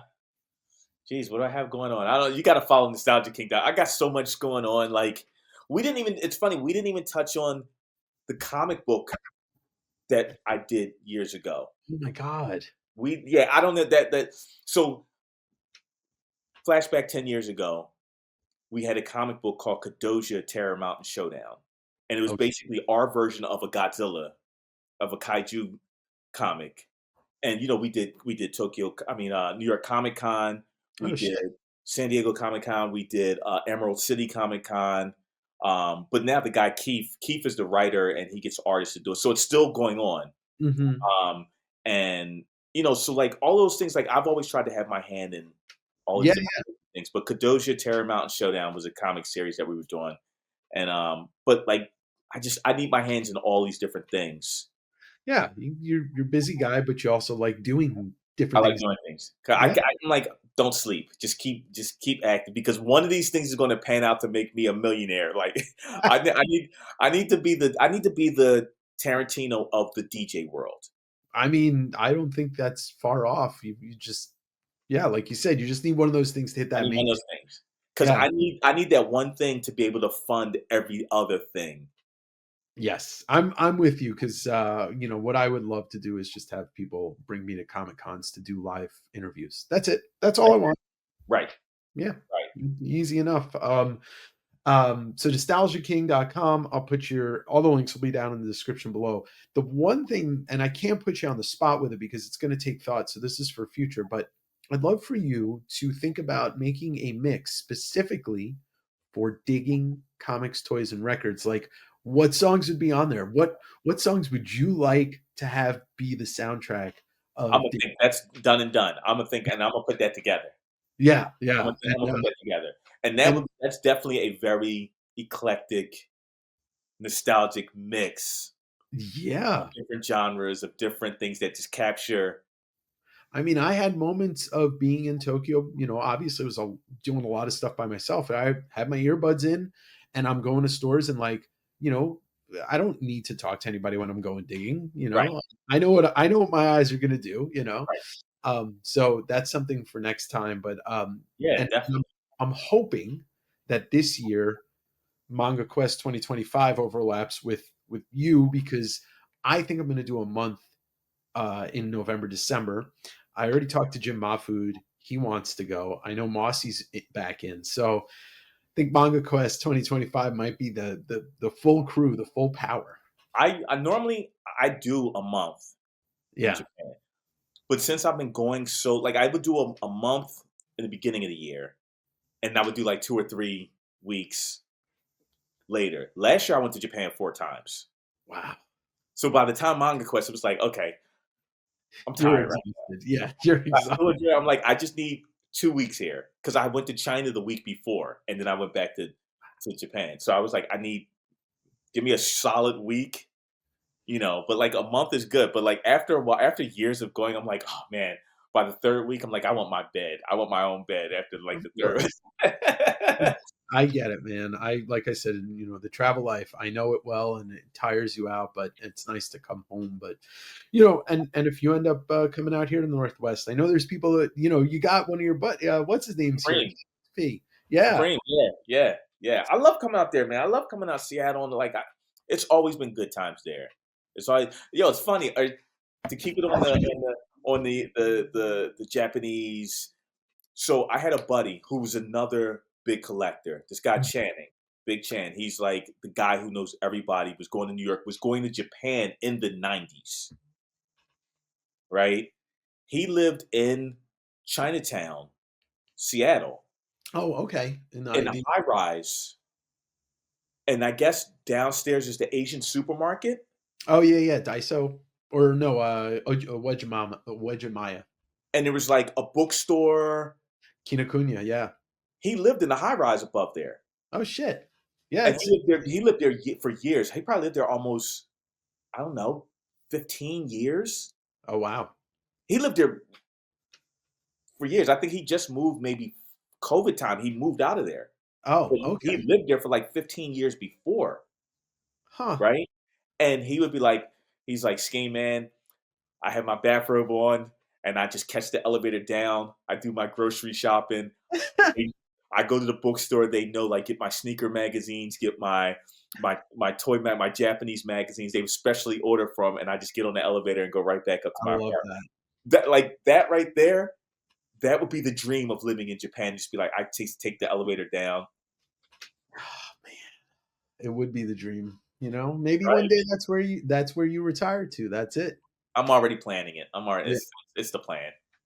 Awesome. Well, Scheme, this has been awesome. I mean, 2 hours went by pretty quickly, Yeah, and yeah, love to have you back on, and I'd love to dig with you in person. Like you're one of those people that I know, I've heard you say it before, but I could hang with you and never get tired. Me and you would be like, all right, who's gonna leave the store first? let's go. Exactly, exactly. Yeah, next time, man, we really got to dive into like the comics and the toys Yeah, and the manga because I got a lot of stuff to show. I know, and Like, I'd love to, and I want the audience to get to know you because it's nice to get to know somebody that does not have like there is no I have 0 feet in the DJ world and traveling to some of these places, so right? you know, but Yeah, let's make it happen. I'm gonna set up parties next time for Manga Quest. I'm gonna just set up a bunch of parties that we just gonna go to. there you go, there you Yeah. go. Thanks for watching. I had a really fun time talking to Scheme, if you couldn't tell by the smiles on both of our faces. And he will be back, and I'm hopefully, going to see him in person in Japan this year and go hunting with him. Check out the description below because you can find that DJ set that I referenced. It's a fun watch, but more so, he just introduced some great music in there. And you can visit his website at nostalgiaking.com. The link will be down in the description below, as well as his social media. If you can, I'd appreciate it if you hit like. If you're watching this on YouTube, drop a comment down below. If you're on Spotify, you can also rate and review the podcast, as well as Apple. All of your interactions with my podcast really do help it grow so I can bring more guests, which means better episodes for you and happier times for me or something. But thank you for watching another episode of Direct Edition, a podcast about nothing and everything.